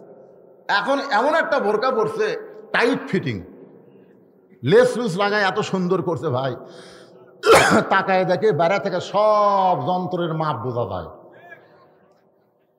আমি আমার মা বোনদেরকে তিরস্কার করার জন্য বলতেছি না, বরং তাদেরকে ফাতেমার চরিত্র গ্রহণ করার জন্য বলতেছি, মা বোরকা পরবেন বোরকার মতন, পুরুষরা দেখলে যেন ভয় করে। আর বোরকার রং হওয়া লাগবে কালো। বোরকার রং কেমন হওয়া লাগবে? কালোর প্রতি মানুষের আকর্ষণ কম না বেশি? কথা কয় না, আকর্ষণ রে আকর্ষণ। আপনারা বলেন তো, আমি কালো মানুষ, আবার কালো পাঞ্জাবি গাওয়ার কারণ কি? না, অনেক মাহফিলে গিয়ে দেখি মেয়েদেরকে প্রজেক্টরের মাধ্যমে বিজ্ঞাপনের নিচে লিখছে ডিজিটাল পর্দার মাধ্যমে মেয়েদেরকে বক্তা দেখানো হবে। আপনারা বলেন তো, বক্তা মরদ মানুষ না মেয়ে মানুষ? কথা কন না কেন? আপনাকে দেখলে যেমন পাপ হবে, বক্তা দেখলে একই পাপ হবে। কথা কন ভাই, একটু কথা কন রে। এখন বক্তা দেখতেছে, এখন আমি কি করব? প্রত্যেকটা মাহফিল একই কায়দা। চিন্তা করলাম আমাকে তাহলে বিকর্ষণ করা লাগবে, এই জন্য কালোর উপর আর একটা কালো গাও দিয়ে আমি যখন ওয়াজ করি, ভাই ওরা ডিজিটাল পর্দার দিকে তাকায় না, ওয়াজ শোনে ঠিকই কিন্তু তাকায় না, কারণ কোনো আকর্ষণ থাকে না। মেয়েরা যখন কালো বোরকা পরবে, পুরুষের কোনো আকর্ষণ থাকবে না, বিকর্ষণ কাজ হবে। জোরে কোন কথা ঠিক কিনা? যেন মায়েদের বলতেছে, মা হাবি দাবি রঙের বোরকা না পরে আপনারা কালো বোরকা পরবেন, ঢিলা ঢালা বোরকা পরবেন। আপনাদেরকে আল্লাহ জোহরা ডিগ্রি দিয়া মা ফাতেমার সঙ্গে জান্নাত দেবে। সকলে বলে আমিন। পুরুষের জন্য 1 নম্বর হলো নামাজ, আর নারীদের জন্য 1 নম্বর হলো পর্দা। আমিলুস সালিহাত সূরা আসরের 2 নম্বর হলো নেক আমল করা। 3 নম্বর হলো আতাওয়াসাউ বিল হক। 3 নম্বর কি? আতাওয়াসাউ বিল হক। হক কথা বলতে হবে, হকের পথে চলতে হবে। হক কথা বলতে, হকের পথে চলতে যদি কোনো বিপদ আসে, মুসিবত আসে, আল্লাহ কোরআনে বলেছেন, ওয়ালা নাবলুওয়ান্নাকুম বিশাইয়্যিম মিনাল খাউফি ওয়াল জুই ওয়া আমওয়ালি ওয়াল আনফুসি ওয়াস সামারাতি ওয়া বাশশিরিস সাবিরিন। আপনাদের বিরক্ত হওয়া লাগবে না। আমি 9টার সময় টেজে যাচ্ছি, ঠিক কিনা বলেন? 9টার সময় ওয়াজ ধরছি, আছি 8:30। আপনাদের বিরক্ত হওয়া লাগবে না, ওটা লাগবে না, ওটা লাগবে না। আদায় হয়েছে বলে ওয়াজ কি শেষ? আসলে কয়টা বিষয়? 4টার মধ্যে 2টা হয়ে গেল মনে করেন, ঈমান আর নেক আমল। না, ঠিকই আছে। এখানে 1 নম্বর ঈমান, ঈমানটা বলছি। ও আমিলুস সালিহা মানে কি? পুরুষের জন্য কি? নামাজ। আর নারীদের জন্য কি? শেষ। 3 নম্বর হচ্ছে আতাওয়াসাউ বিল হক। এটা শোনা লাগবে ভাইজান। আল্লাহ কোরআনে বলেছেন, কুল জাআল হক ওয়া যাহাকাল বাতিল ইন্নাল বাতিলা কানা যাহুকা। এটা শুনতে যদি মাথা লটপট করেন তাহলে বোঝা যাবে আপনি গোপনে গোপনে বাতিলের সাথে চুক্তি করছেন। মনে মনে গোপনে গোপনে বাতিলের সাথে চুক্তি করে আপনি মুসলমান হয়ে মরবেন, এই আশা আপনাকে কে দিছে? এই মিথ্যা আশ্বাস কে দিল আপনাদেরকে? আল্লাহ বলেছেন, আল্লাহ কোরআনে বলেছেন, লা তামুতুন্না ইল্লা ওয়া আনতুম মুসলিমুন। মুসলমান না হয়ে তোমরা মরো না। আমাদের সকলের সামনে মৃত্যু আছে না নাই? যদি থাকে তাহলে এই 2টা বিষয় একটু মনোযোগ দিয়ে শুনবেন। একটা হলো মামুনুল হক, আর একটা হলো সাকিব খান। একটা হলো মামুনুল হক, মামুনুল, আর একটা হলো সাকিব খান। মামুনুল হক বউলিয়া ধরা পড়লে সাংবাদিক বলে তোর কাবিন আছে? আর শাকিব খান বিয়া ছাড়াই বাচ্চা জন্ম দেয়, একটা সাংবাদিক তাকে তিরস্কার করে না, কোনো পুলিশ তাকে গ্রেফতার করে না। বগুড়ার মেয়ে অপু সরকার 7 বছর সংসার করে, কেউ জানে না। বেটাক জন্ম দিয়ে 2.5 বছর পর মিডিয়ার সামনে এসে বলল, জিজ্ঞাসা করলো কার সন্তান, বলে শাকিব খান। গ্রেড 1 লুচ্চা, অথচ ওই বাড়ায় ঘুরতেছে। আর হকের পক্ষে থাকা মানুষগুলো জেলখানায়। জোরে কোন কথা ঠিক কিনা? এই জন্য আল্লাহ বললেন বিপদ আপদ মুসিবত তোমাদের সামনে আসবে, অবশ্যই সাবিরিন, নানা ধরনের বিপদ আসবে। তোমরা বাড়িতে থাকতে পারবে না। বাড়ি করছো দোতলা, আলুর বাগুলের মধ্যে তোমাকে থাকা লাগবে। তুমি বাড়ি করছো বাসার মধ্যে, তোমাকে থাকতে হবে। চোর ডাকাত সিনা টান করে ঘুরবে, আর ভালো মানুষগুলো ভয়ে ভয়ে থাকবে। ধরে কোন কথা ঠিক কিনা? আল্লাহ রাসূল বলেছেন এমন একটা জামানা আসবে, যে জামানায় আগুনের আংটা রাখা হাতে সহজ হবে, কিন্তু ঈমান রক্ষা করা বড় কঠিন হয়ে যাবে। যে জামানায় মূর্খ মানুষ নেতা হবে, হিরো আলমের মতন মানুষ ভোটে দাঁড়াচ্ছে। জোরে কোন কথা ঠিক? কথা কন না কেন ভাই? হিরো আলমকে, হিরো আলমকে বগুড়ার হোক আর যেখানে হোক, হিরো আলম তো ভোটে দাঁড়ায়। নেতা হওয়ার চাই, এমপি হওয়ার চাই, ভোট পাইলে টিওনো ওসি সাহেবরা চিন্তা করে এমন মানুষকে আমরা সার কেমনে কব। এটাই হলো কিয়ামতের নমুনা। সিটার বাটপারেরা নেতা হবে, আর ভালো মানুষগুলো সব কোণঠাসা হয়ে থাকবে। অথবা সবিল হক, হক কথা বলতে হবে। এই হক কথা বলতে বলতে যদি ফাঁসির মঞ্চেও যাওয়া লাগে, তাও মুসলমানকে যেতে হবে। হক পথে থাকার কারণে আজকে ফিলিস্তিনি মুসলমানকে ইসরায়েলরা হত্যা করতেছে। জোরকান কথা ঠিক কিনা? ওরা যদি বলতো ভাই আবু তালেবের মতন যদি বলতো, মোতালেবের আব্দুল মোত্তালেবের জন্য যেমন মোত্তালেব যেমন বলেছিল কাবার তোমাকে ধ্বংস করে আসতেছে, আমি করার কিছু নাই, কাবার মালিক কাবাকে রক্ষা করবে। ফিলিস্তিনি মুসলমান কি তাই কইছে? তাই কইছে আল্লাহর ঘর আল্লাহ রক্ষা করবি রে, আমরা জীবন দেবকে না। বাতিলের সঙ্গে আপোষ না করার কারণে এ পর্যন্ত 26,000 নিরীহ ফিলিস্তিনিদেরকে তারা হত্যা করছে। তার মধ্যে শিশুরাই হচ্ছে 14,000, ছোট ছোট বাচ্চারাই হলো 14,000, নারীরা হচ্ছে 6,000। 14 আর 6 কত হয়? 20,000। আর এই যুবক পুরুষ সৈন্য সব মিলে 6,000। ছোট বাচ্চাদেরকে হত্যা করার পিছনে কারণ কি? ছোট বাচ্চারা বেগুনা মাসুম, আর তাদের করা হত্যা করতেছে। বুঝতেছেন? আগামী জেনারেশন হলো ইসলামের জেনারেশন। জোরে কারণ সুবহানাল্লাহ। ইহুদিরা বুঝবার পারছে, এ কারণে ছোট ছোট বাচ্চারা যেন ভবিষ্যতে মুজাহিদ হতে না পারে। কারণ ফিলিস্তিনে একজন মা বলেছে পৃথিবীর মায়েরা সন্তান জন্ম দেয়, আর ফিলিস্তিনের মায়েরা একটা করে মুজাহিদের জন্ম দেয়। জোরে কারণ সুবহানাল্লাহ। আমরা আমাদের মায়েরা কি জন্ম দেয়? সন্তান। আর ফিলিস্তিনে মুজাহিদ জন্ম দেয়।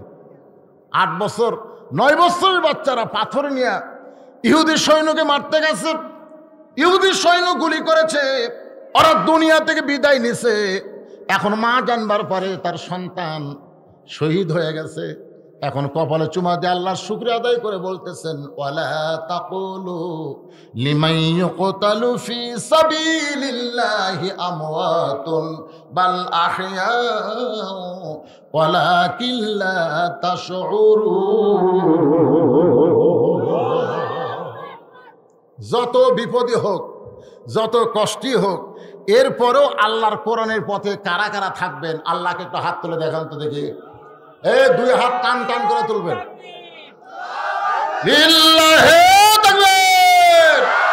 হাত নামান। দরকার হলে জীবন দিব, কিন্তু ঈমান দরকার হলে জীবন যাবে, কিন্তু আল্লাহ রাসূলকে ছাড়া যাবে। সবাই বলেন দরকার হলে জীবন দিব, মরা লাগবেই। মাইকেল জ্যাকসন 10 জন বিশেষজ্ঞ ডাক্তারকে সেট করছিল 150 বছর বাঁচবে। বাংলাদেশের টাকায় প্রতি মাসে 200 থেকে 250 কোটি টাকা বেতন। এরকম 10 জন ডাক্তার বিশেষজ্ঞ, বিশ্বের শ্রেষ্ঠ ডাক্তারকে সেট করছে। হাড়ের ডাক্তার, চোখের ডাক্তার, কিডনির ডাক্তার, রক্তের ডাক্তার 10টা, কিন্তু 49 বছরই মরে গেল। তার মানে বোঝা গেল আপনি যত চেষ্টা করেন আপনি বাঁচবার পারবেন না। কিন্তু আপনি ঈমান নিয়ে মরতে পারবেন একটা কথার উপরে। আজকে যারা বলবে দরকার হলে জীবন দেব, কিন্তু কোনো কিছুর বিনিময়ে আল্লাহ রাসূল ছাড়ব, তাহলে এই কথাটা বলে দেন, আল্লাহ তাআলা আপনার ভিতরে এমন একটা ঈমান দিবে, এর চাইতে দামি হক কথার দুনিয়াতে নাই। জোরে কোন কথা ঠিক কিনা? আল্লাহর বান্দারা, হকের পথে চলতে গেলে বিপদ আপদ যখন আসবে, আল্লাহ বলেছেন তাসাবিস সবর, ধৈর্য ধারণ করা লাগবে, ধৈর্য ধারণ করে মোকাবেলা করা লাগবে। মোকাবেলা করার দরকার আছে না নাই? কখনো দৌড়াদৌড়ি করা লাগবে।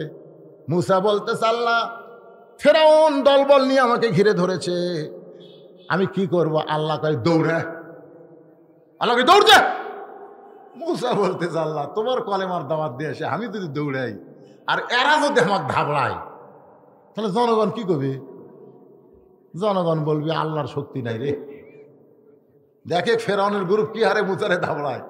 আল্লাহ কয় মুসা ধৈর্য ধরে একটু দৌড়া রে, জাগা মতো মার হবে। ধরে কোন কথা ঠিক কিনা? জাগা মতো মার হবে, এমন মার হবে যার বাঁচানোর কোনো শক্তি থাকবে।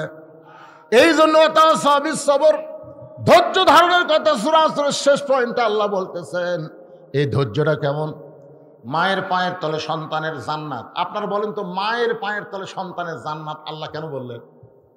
এই হাদিসটা রাসূল কেন বললেন?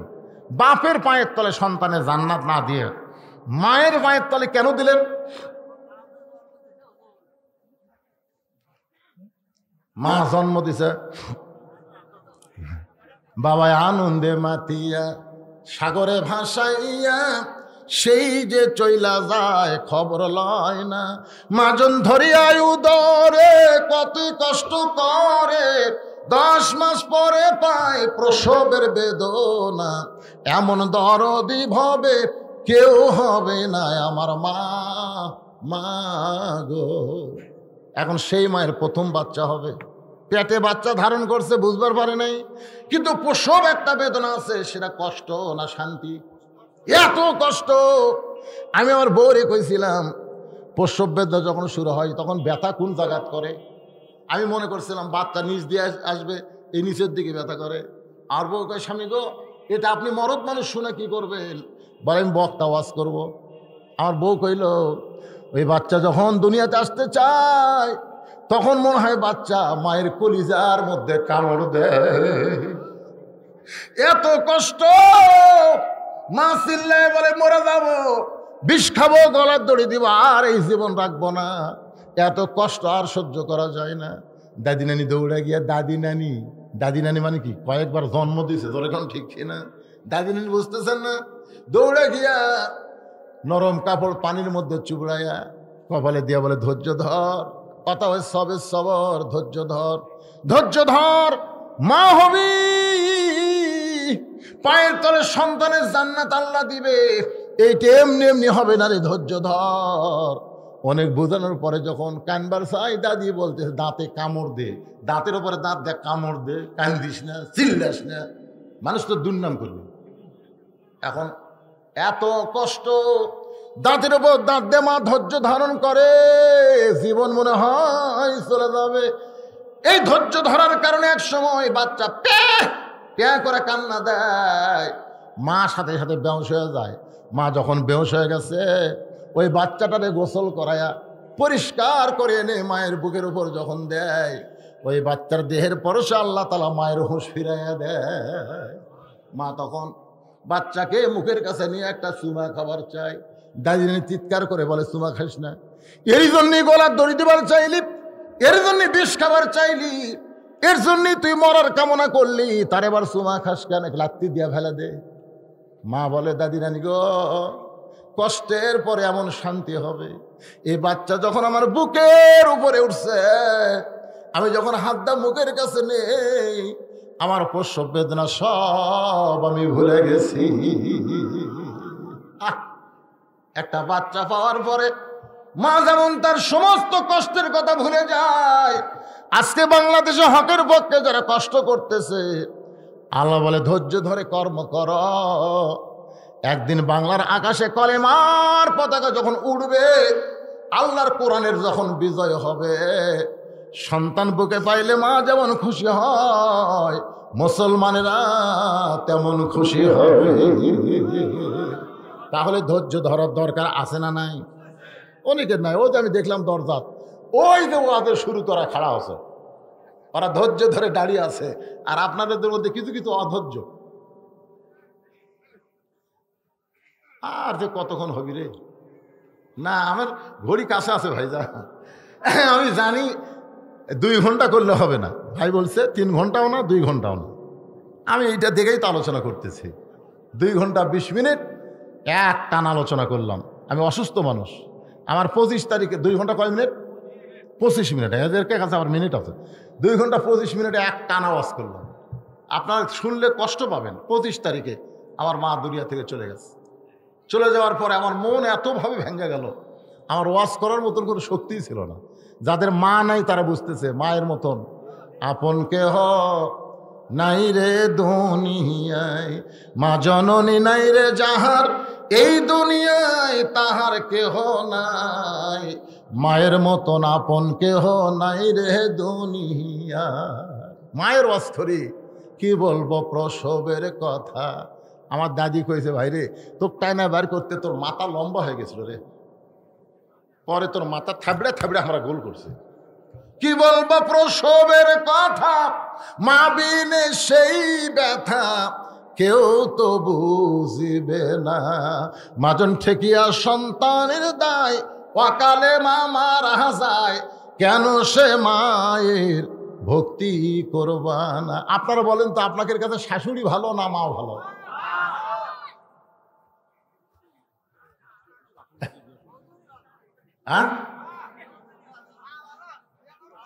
এই ফরজ আর নফলের মধ্যে কম বেশি নাই। মা হলো ফরজ, শাশুড়ি হলো নফল। ঠিক কেনা বলেন? ইব্রাহিম আলাইহিস সালাম একবার ইসমাইল আলাইহিস সালাম বাড়িতে গেছিল, দরজার ডাক দিছে, বাবা ইসমাইল বাড়িতে আসো, আমাদের জাতির পিতার ওয়াজ। ইসমাইল বউ, কে কে রাখে, কে রাখে? ইব্রাহিম চুম করছে, কে রে? বেটার বইয়ের যদি গলা এরকম চাচার লাগাল হয়। আমার ইসমাইল তো খুব একটা শান্তির নাই। যে বাড়ির মেয়েরা জোরে কথা কয়, ওই বাড়ির মরদেরা শান্তির নাই। জোরে করার কথা ঠিক কিনা? আমাদের জাতির পিতা মন খারাপ করে যাওয়ার সময় রাস্তায় এক মানুষকে দেখা হলো, বলে আমার নাম হলো ইব্রাহিম, আর ওই বাড়ি হলো আমার ছেলে ইসমাইলের বাড়ি। দেখা করবো আইছিলাম, ছেলের সঙ্গে দেখা পেলাম না, তা আমি চলে যাচ্ছি, ভাই আমার একটা কথা ছেলেকে বলো। তো লোকটা বলে, হুজুর কি কথা? বলে তাকে শুধু বলবা সে যেন চৌকাট পাল্টায়। কি পাল্টায়? চৌকাট পাল্টায়। এইটুকু বলে চলে গেলেন। কয়েকদিন পর ইসমাইল আলাইহিস সালাম আসার পরে লোকটা বলতেছে, আপনার বাবার সঙ্গে আমার দেখা হলো। সঙ্গে সঙ্গে ইসমাইলের কি কান্না, কান্দা কি করবেন, আপনি দেখা তো পাইনি। তা আমাকে একটা ওসিয়ত করে গেছে, আপনার ঘরের চৌকাট পাল্টান লাগবে। চমকে উঠলি, চৌকাট পাল্টান লাগবে? মারাত্মক কথা। ঘরের চৌকাট কোনটা ঘুম ধরছে রে? দেখি যায়, দেখি তো। ইসমাইল বুঝতে পারছে, বাপও যেমন বেটাও তেমন। বউ যেই দরজা খুলছে, কোনো কথা নেই, তুই তালাক। বউ কয়, আমারে তালাক দিলে কেন? তোকে তোর মাও তালাক। আমার মাও তালাক দিলে তো 14 গোষ্ঠী তালাক। এখন আপনারা বলবেন, হুজুর বউ তালাক দেওয়া যায়, কিন্তু মাও? আপনি কোন তো, বউ যদি তালাক দেন আপনার শাশুড়ি থাকবি? আপনি বউ ছাড়িয়ে দেন, শাশুড়ি দেখবেন, আম্মা আম্মা মুরগির গোস্ত ভাত খাম আম্মা। শাশুড়ি ঝাঁটা পারবে, আমার মেয়ে তোর বউ নেই, তোর কিসের শাশুড়ি রে? বউ ছাড়ে দেয়, শ্বশুর যদি সালাম দেন, সালাম আব্বা কেমন আছেন? শ্বশুর কি করবে, এই আমার মেয়ে তোর বউ নাই, তোর কিসের শ্বশুর আমি?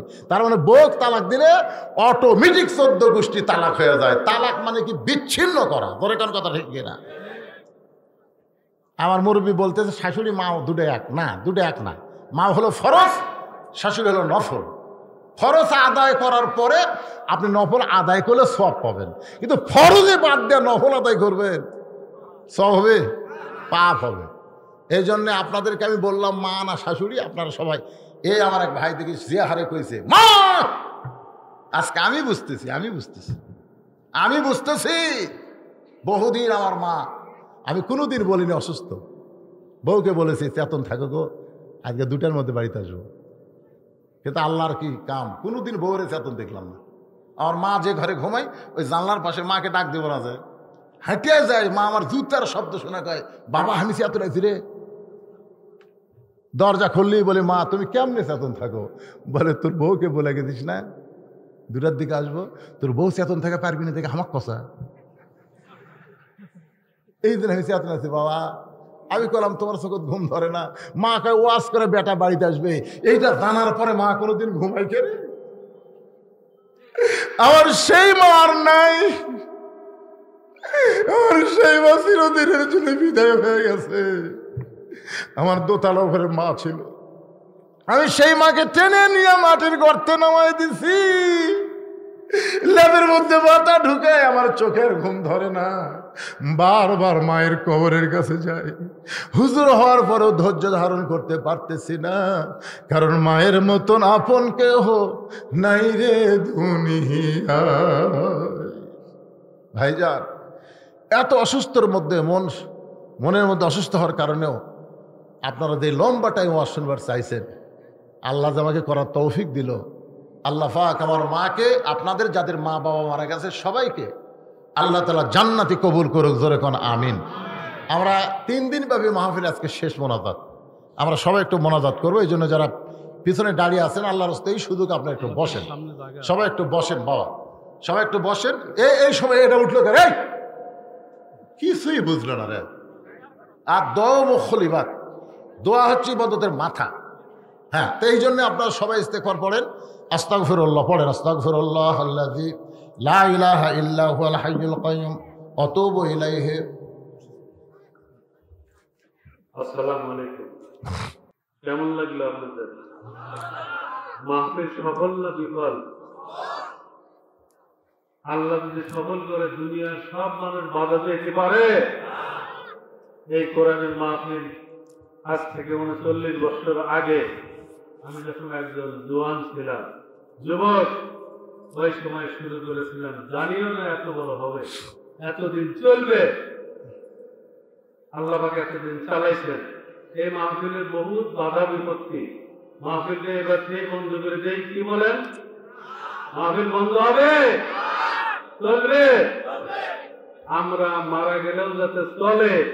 আমার চেয়ারম্যান, আমার বন্ধু, উনি এই মাহফিলের জন্য সবচেয়ে বেশি পরিশ্রম করেছেন, বুদ্ধি দিয়া, প্রশাসনিক সহযোগিতা দিয়া, সব কিছু দিয়া তিনি সহযোগিতা করেছেন, যার ঘরে আল্লাহ তাআলা এই মাহফিল একটা উসিলা লাগে।